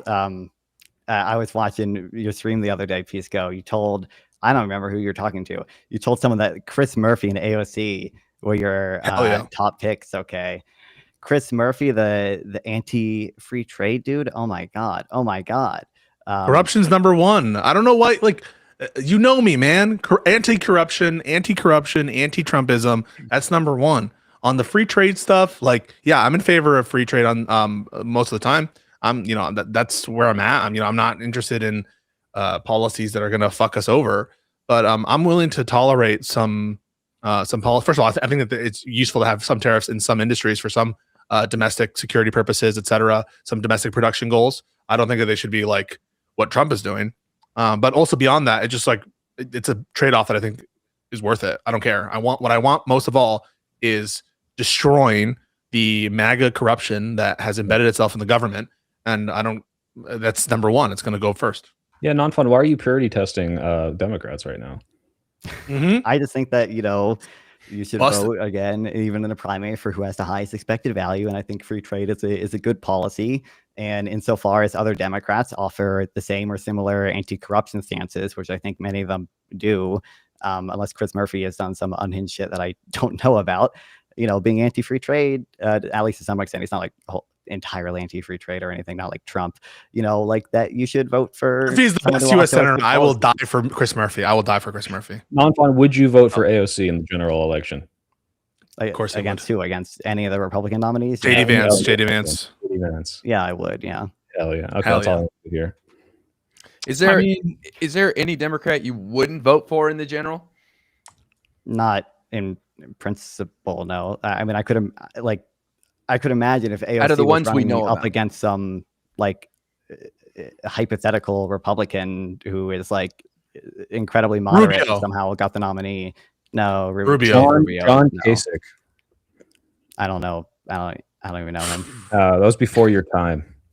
You were just a wee little fawn. Baby. You were only 10 years You old. were just a fawn, not an on. You weren't even there for 9/11. Mitt Romney comes back, runs for president. Did you guys watch? Nominee. Did you guys watch the full? Maybe. But maybe. Maybe Romney. Hutch, go ahead. It would depend on the assumptions I make about like how much AOC got through and how much Romney would do. Supreme Court picks. Supreme Court picks. Come on. Yeah, me and Pisco we talked about this a little bit on Wick's show. I think the Supreme Court picks could be sufficient, but it's also maybe I'm weird for thinking this way, but there are things that just like scale up like quite a bit, like things like I've mentioned a few times, pharmaceutical innovation.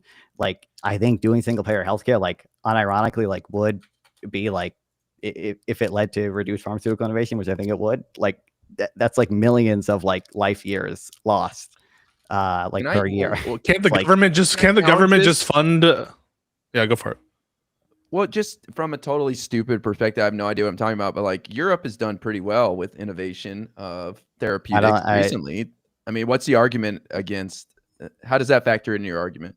So if you look at especially the novel drugs and like the specialty drug spending, a lot more of that happens in the US, and even for companies that are founded in Europe and like use European investor money, a lot of them are, still in the US market. In fact, like drugs made in Europe will get approved in the US first. Part of the reason we spend so much on drugs is because like, if you look at 2025, it's like 70% of the novel drugs and new fancy drugs were approved in the US before any other country. And that's a pretty consistent trend. But is the life years of those fancy drugs, is that more than we would get from single payer and everyone being able to have consistent and good effective healthcare? Probably, yeah. I mean, so it might depend a little bit on what assumptions you make. But I pressed you on this before, but like if I'm for giving everyone healthcare or letting old people live from 80 to 120, I say fuck those old people. I don't give a shit. But I swear we hear so it's just in principle though. So Pale, like there would be a number of people where like you could let die in order to give 20 extra years to a bunch of old people, right? Like there could be a scale at which that is worth it. That Stacy woman. Come on, so she so had Phil, you would the- let one child die, okay, for I a don't think so. million, over a million, 300 They're already million. old. They're already what is the utility of being 80? That's what my what's the expected A utility lot of of an a lot of 80-year-old? them are happy, bro. Nah. I want that Star I mean, Trek you could universe raise the where when you get retirement to age if retirement you wanted to age, do that and because make there's them not enough work. resources, we just put them in the big suicide booth, and then you civilization keeps on churning. All right, I'm anti-old people. That's my political message. That's my winning political platform. And Old that's- people suck. The people who vote the most. Good shit. What were you gonna say before? Wait, No, hold I on. was real quick. yeah, go ahead. I want to address Peace's point real quick. So just real quick Sure. with regards to the government funding thing. So for one, you're not going to save money in that case, or at least not much money. Part of the reason we want to negotiate drug prices down with single payer is so that we save money on drugs, and the government doesn't have to pay out the ass for drugs. But secondly, like I think you should be very specific in sort of what market failure you're identifying, and then you should have some model that addresses specifically that market failure. So if the issue is that you think firms are going to underinvest in pharmaceutical innovation, then do patents. And we already do patents. And I actually think Reagan partially screwed up patents and made it too easy to get like follow-up patents on non-novel medication. But patents address that issue, I think, way better than like a government-run system. But how does single payer get rid of like the pharmaceutical industry? You could have single payer with with the private pharmaceutical industry. Sure, but you would agree, like insofar as you're negotiating prices down, that would reduce the revenue and the expected revenue of pharmaceutical companies, right? Oh, sure. I mean, but then can't you have then the market failure would be, innovation for products that are, like rare diseases. That wouldn't be a market failure. That'd be government failure. That wouldn't be. Sorry. In that case, that would be. Well, no, a failure of the market that the government has regulated such that the market doesn't exist anymore. But yeah, whatever. If you want to call that a government failure, a market failure, I mean, I don't care about terminology, but then specifically the funding and the subsidies would go to shore up that issue, and the single payer is there to address the market failure of health insurance, which is a humongous market failure. Unless you think so. I think like the exact problems will depend on your exact model for like giving or like doing pharmaceutical innovation with subsidies. So again, for one, you should identify the market failure that you want to fix and then like have a specific plan to fix it. I don't think that I think the health insurance market failure is well known to people. That's true for health insurance. Like healthcare is an inelastic good. This is a market for products. I don't think that's sufficient. But it just so with regards to like, I just want to recap why I think health. I think there's a lag. I'm not trying to interrupt you. So I think that health insurance is a market failure because A, they're highly inelastic products. B, the information is like fucked. There's a huge disparity in information. 3, it's a monopolistic set of actors who have disproportionate control over prices. These aren't like easily exchangeable products, and again, low information issues there. And yeah, I mean, there's all the things of market failures with respect to health insurance. I can't imagine that you wouldn't concede that. No, I agree that there definitely are market failures in health insurance. Technically, I don't think health insurance is particularly inelastic until we mandated it. There were a lot of uninsured people, but what I'm talking about right now, like pharmaceutical innovation. No, that's not what inelastic is. Sorry, inelasticity refers to the inelasticity of demand. That has to do with whether or not sensitivities to the change in right, but just because there exists, I don't know what it was, like 5, 7, 8% uninsured, doesn't disprove that it's an inelastic demand for health insurance. I think it's relatively inelastic, but I think in the context of healthcare, when people say it's a market failure because of inelasticity, they're referring to the fact that like people will pay whatever they want to like save their life, right? They're saying like it's essentially a perfectly inelastic good. With regards to health insurance, I mean, you have a variety of different plans that you can choose from. I agree there can be information asymmetries and consumers can make poor decisions. There's evidence for that.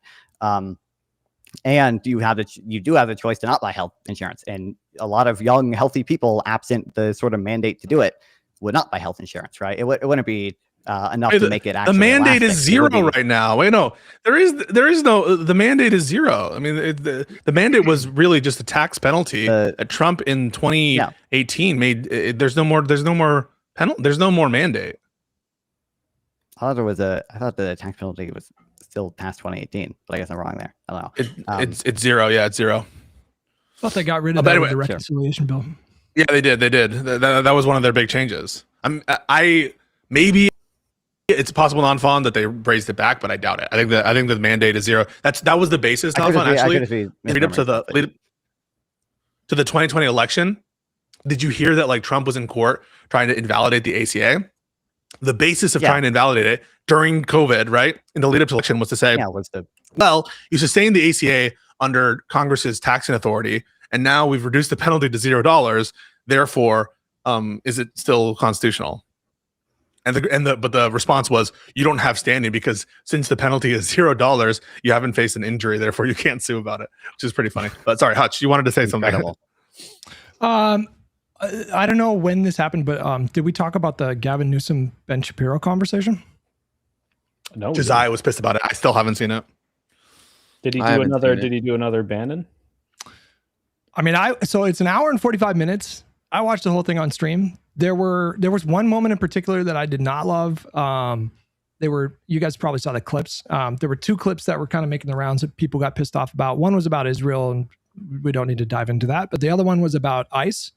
And I guess the press office Twitter account had called ICE the Gestapo or terrorists or something like that. And Ben Shapiro called it out. And then Gavin Newsom walked it back. I think he could have been like, that was such a perfect opportunity to like change the conversation to one about like, what are you more upset about, the language or the people that died? Like he could have navigated that like a lot differently. But for an hour and 45 minutes, I don't know if you guys, everyone's like super familiar with Newsom, but like, he's a very sharp guy, and he definitely was like pushing back against Ben Shapiro's like MAGA talking points for the bulk of that conversation. And it kind of ties into like what we were talking about piece ago with like having a different kind of strategy depending on who you're talking to. I actually think that there's probably a lot of value in Newsom having a somewhat civil conversation with Ben Shapiro. Like, I don't think he needed to go like scorched earth nuclear. You know, that said, I do think he could have pushed back a little bit more on that one, but I saw those two clips making the rounds and everybody getting really pissed off about those two clips. And it was apparent to me that Josiah was livid. Well, it seems like I agree with him on one front, but like, I don't know what he said about the Israel thing, but like, it was apparent to me that very few people actually watch. I mean, it's a long, hour and 45 minutes, but a lot of people did not seem to watch that entire exchange. I mean, what do you guys think? I mean, like, what do you guys think? Should Gavin Newsom go nuclear when he's having a conversation with Ben Shapiro? No, I mean, like, I think he should be forceful and angry. I want him to be angry. It's like you need to laugh people like Ben Shapiro out of the room when he's talking about grading Trump on a curve and like rescinding every single principle he had in 2016. Like, there should be no world in which Ben Shapiro is on top in that conversation. It should be him constantly defending, apologizing, and being a servile little cuck for like an hour and a half. Like, I'm sorry, like I'm so through. But Newsom was people. Newsom was definitely not like letting him off the hook for like the 98% of that conversation. I mean, he was definitely pushing back. And like, do you guys think that, do you guys agree that a lot of normies probably think of Ben Shapiro as like somewhat credible? And do you guys agree that you have to be somewhat tactical? Like, you have to be somewhat like, if there's value and potential value, like, what do you guys think is like, there's a lot of Americans right now that are just sick of the hyperpartisan, even though all of us probably agree that Republicans are the source of basically 99% of the country's problems, and you should be partisan in theory, in my opinion. But that doesn't change the fact that a lot of people are in a place with politics where they really don't like the contentiousness. And so I do think you have to balance not looking like a lunatic with being assertive in those conversations. Let me tell you the answer, Hutch, and kind of tongue in cheek, but I mean it. I want him to be meaner with Ben Shapiro than you think he should be mean with Hassan. That is my response to that. And I think that I want someone who's like angry and being like, wait, Ben, I just want to make sure that I understand you. Did you agree when they sent Kilmar Abrego Garcia to Sicat? What do you think about this? Like, totally unconstitutional. He Okay, did those then kind I'll of have to things. watch it. I'm I telling have to you, watch he it. did- Oh, he really did. liberal Yeah. surrender hands. I'm surrendering. I surrender. Liberal surrender hands. I have to watch it. Josiah was upset about it, but I will watch it, and you're right about that. Well, Josiah's a content machine. This guy makes like 15 videos a day. So I don't know if he had time to watch the entire exchange, but he was pushing back pretty assertively throughout that entire conversation. He, they chummed it up a little bit and they're like, oh, you went to this college and tell me about your background. Da, da, da. And I think a lot of people wanted it to be scorched earth the entire time, but I don't know. I think I'll put it this way. I think there's more value in being cordial in that spot than being cordial with black pill lefty. Why is there more value there? Because I mean, like, if you're letting them and their talking points win over, this is like who said this? Destiny had a conversation with Ben Shapiro, and he's like constantly talking about how much he regrets treating these people with kid gloves and trying to appeal to the audience. And look, I'm reasonable. We can have a conversation and let these people just lie and lie and lie and like not be held to the points that they've been lying about for the past 10 years. Like, well, I think he's in his demon mode phase, like I think he was more correct back then. And I think Destiny is very, very angry in the last like year. And I think that's like a big part of what guides his rhetoric. I don't know. I'm leaning more towards the scorched earth stuff, or scorched earth, win no matter what stuff. And I don't think the just kind of playing nice with the people that have led to this rise through their deception is going to do that. I don't know how many Republicans are going to see that and say, well, at least Newsom's a little more reasonable. He's not hyper partisan. Now I'll go back on all the things that made me vote for Trump. Like, where does that get us, really? I don't know. I see Shapiro and I see literal human scum. The guy is scum, and like it grosses me out to watch all these fucking demons walking among us, and basically it's absurd. Oh, no, don't try that shit on me, dude. You motherfucker. But no, like it's so it was so fucking gross to me that like we would treat these people more respectably than the fucking annoying as shit doomer pilled lefties. Like, on the one hand, do they fucking piss me off? Yeah. Do I debate like Prime Kai, who's like, I don't care if 30,000 Palestinians will be saved if I vote for Kamala. I'm still not doing it. Yes, that pisses me off. I think it's fucking stupid. But you're comparing it to the apologists for the fascist regime that's currently running roughshod over our rights and civil liberties and fucking everything up. And when I see that, it makes me sick to my stomach, man. I think when I would see it. Hopefully. I think it's because I don't think there are any normies that are listening to Prime Kai's streams or Vanguard Pod or Kyle Kulinski. Like, I think everybody that's watching that kind of content is super, super partisan. Midas, what about Midas? Oh, I'm sorry. I'm sorry. You're saying the people who are watching Kulinski are super partisan? Yeah. I don't think those are I don't think his audience are normies. I think he's, well, I could be wrong. Maybe I have most no idea, people are normies is kind of the like. I think my dad watches like Brian Tyler Cohen and Kyle Kulinski. He doesn't know who the fuck Hassan is. He doesn't know anything about online politics. It's very much just like, this is how I get my news. It's a little partisan, but like these are like I imagine my dad is a normie. But is your dad gay? No, he's not. Otherwise, I would have said Dad's Pisco. Clearly, my dad watches this Josiah, and I don't think he knows who any of you, any of you are. Your dad watches Pondering Politics. That's so cute. Guy, Optics Pilled. What do you think on this? I mean, I feel like I gave my thoughts. I didn't see the Gavin Ben thing, but you guys saw how I treated Ben Shapiro. But I only had 10 minutes with him. I think, how could you not fight with these guys if you're talking to someone like Ben Shapiro? So I'd have to see what Gavin's doing. I don't know what his goal is with that conversation, but I don't know. I have to see it. I didn't see the clip, so I have no clue. I think you guys should reserve judgment for if you watch the full thing, because we'll watch it.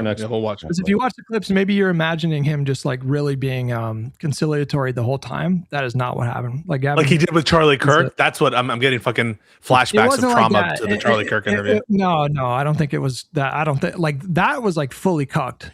Fully cucked. That conversation that he had with Kirk, and that was his first one though.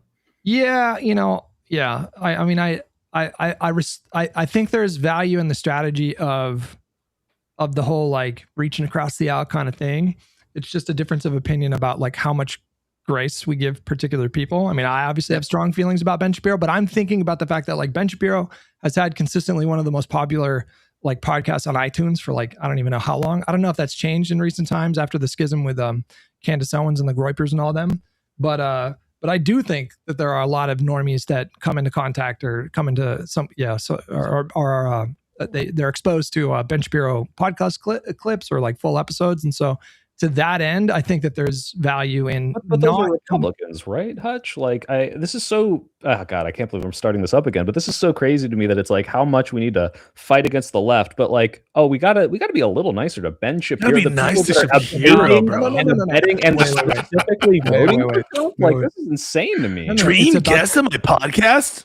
Sorry, it's about the normies. You guys know that I have been consistently all about like we need to like nobody on this panel would disagree, right? That the Democratic Party brand or left-wing politics as a brand in this country has turned off a lot of normies in recent years, right? Sure, like, does anybody disagree with that? No. Yeah, so that's where I'm coming from. Like, I don't think I'm not having a conversation with or going at like hardcore lefty people's necks because I'm trying to convert their normie audience. Like, I don't think they have normie audiences. I guarantee you, at least like the Pac-Man and Kyle Kalinske definitely has normie audience. So like, if they see you, if you had a debate with Kyle Kalinske on Kyle's channel and you were at his throat, I think maybe you'd turn off the normies in Kyle's. Now Hassan, I don't know. I don't think he's got a lot of normies, but yeah. Josiah's predominating audience is like 55-year-old women in suburbia. It's a very different audience than the ones that we have. About that, yeah. Hell yeah. They don't watch any of his live streams. They only know how to turn on to yeah. But, my mom watches them too. And do you guys have any normies in your life that have kind of expressed like buyer's remorse with Trump? Because that happened to me this weekend. I had a normie family member who voted for Donald Trump tell me that they regretted their vote and they hoped they wished that he hadn't won because of everything that was happening in Minneapolis. And so I have to think there's like a lot of that going on right now. Did any of you guys do any of you guys? The elections. I don't talk to my Trump family. The elections last year suggest that a lot of people are unhappy with Trump. That's for sure. My Trump friends are diehards. Do you guys think that we are witnessing the death rattles, not of the Republican Party, but of Trumpism as a movement?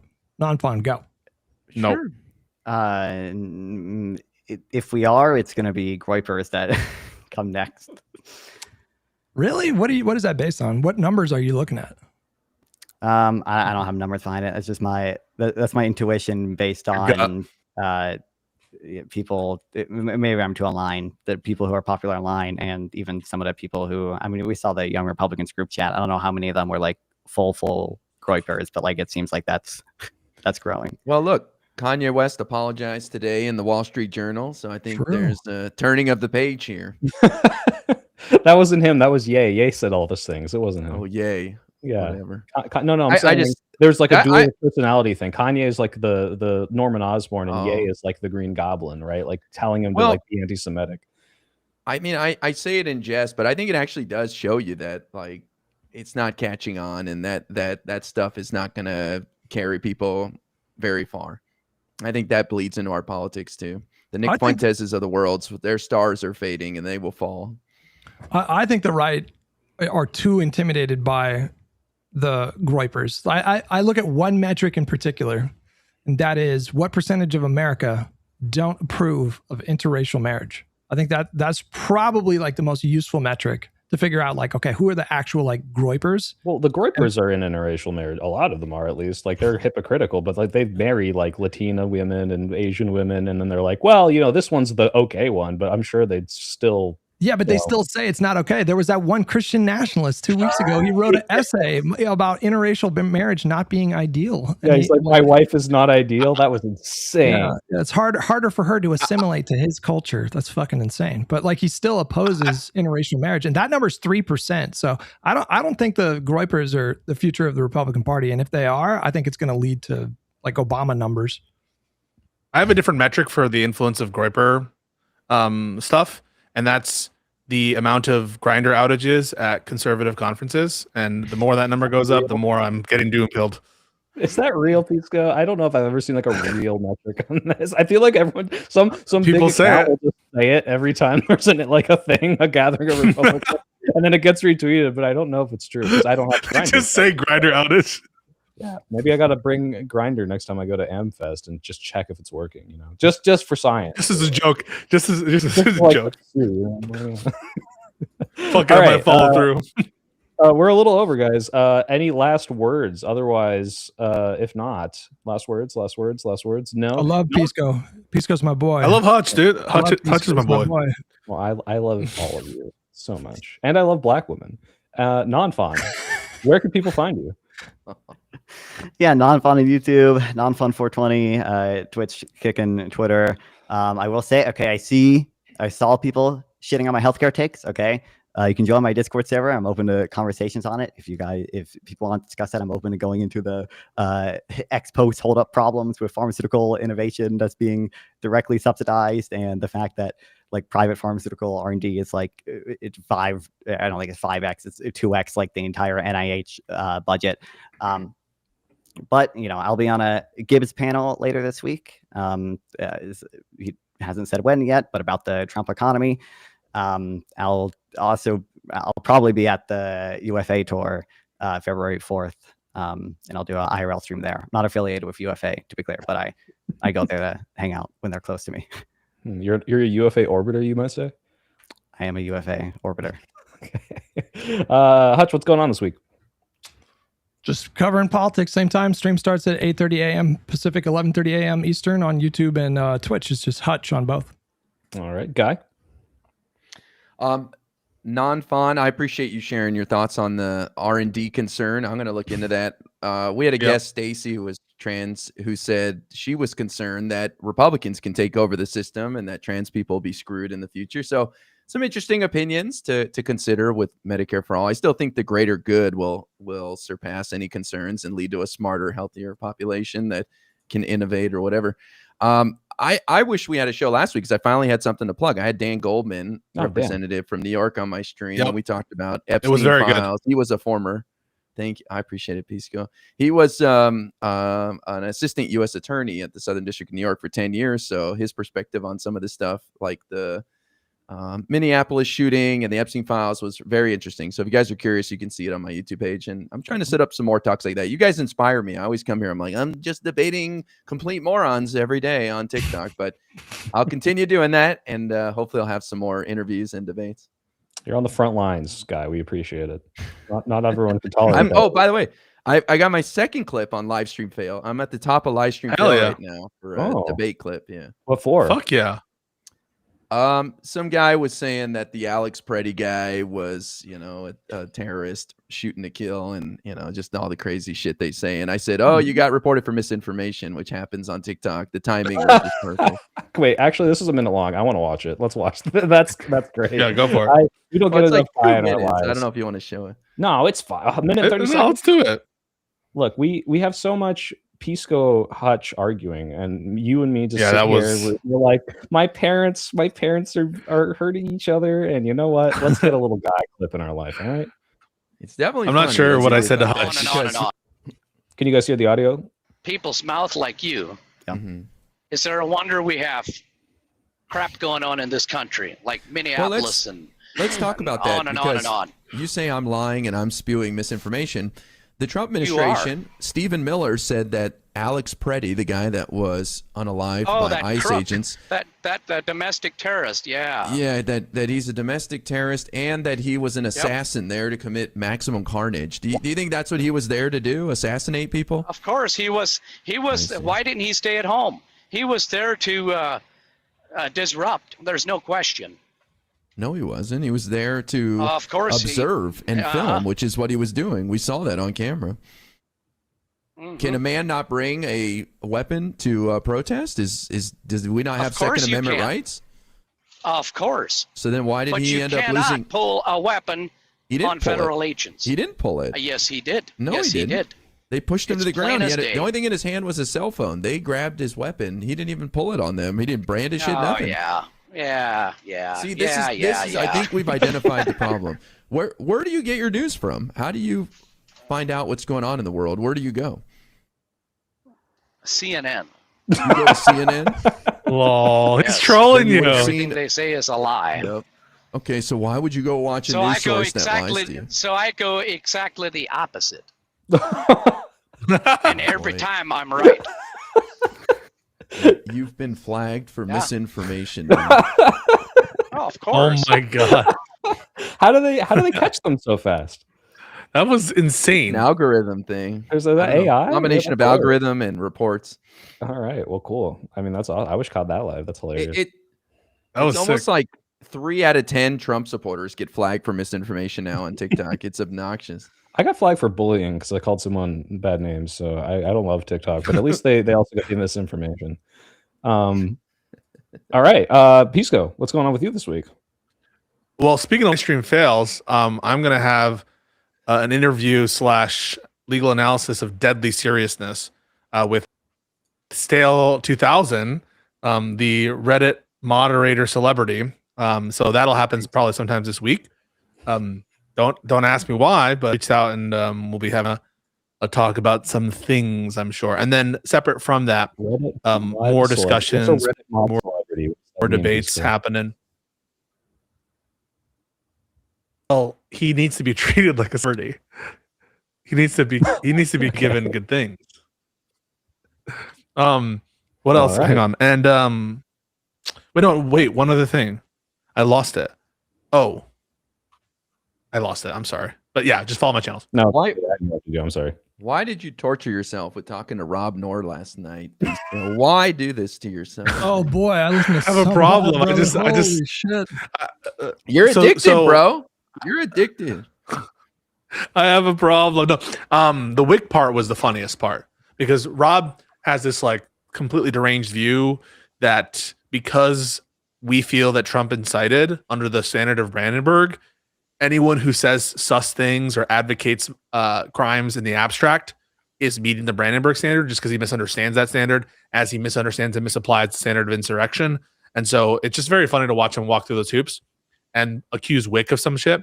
And so that was like, I think the funniest part, if you could get any of it. I think Wick is making a video of just that segment, which you can watch on his channel, or if you want the full VOD, it's like we're tired, we're talking to each other, and it's in my stream VODs playlist. But yeah, I don't know. I like talking to the guy. He doesn't deserve you, bro. You're too nice. He's such a prick. I don't know if he was last night, but in general, he's That's such what a everyone prick. says. I'm too nice to Rob Knorr. I'm too nice to the Vanguard. I'm too nice to Richard Hanani. I'm too nice to No, Counterpoints. It's not. What are It's not that you're too nice. It's that some of these people are rude to you, man. you know what? I let it. It's water off a duck's back. The only rudeness that I take issue with is Hutch. He has the double. He has the double. I'm joking. I love Hutch. All right, cool. Well, check them out. And do you still need your 1,000 TikTok followers? You got it already. Oh shit! I think I'm close. Yeah, follow me on TikTok. Peaceful Liddy. All of this going on TikTok. I think I'm doing a Wick panel Thursday. Which yeah, that's it on my end. But thanks for tuning in, guys. It's been great. We love you, Nonfon. We love each other. We love Black women. This is Live and Learn. Next week, more contentious because we got the Demon Ogre Boy on. So check it out. That'll be fun. Oh Yikes. my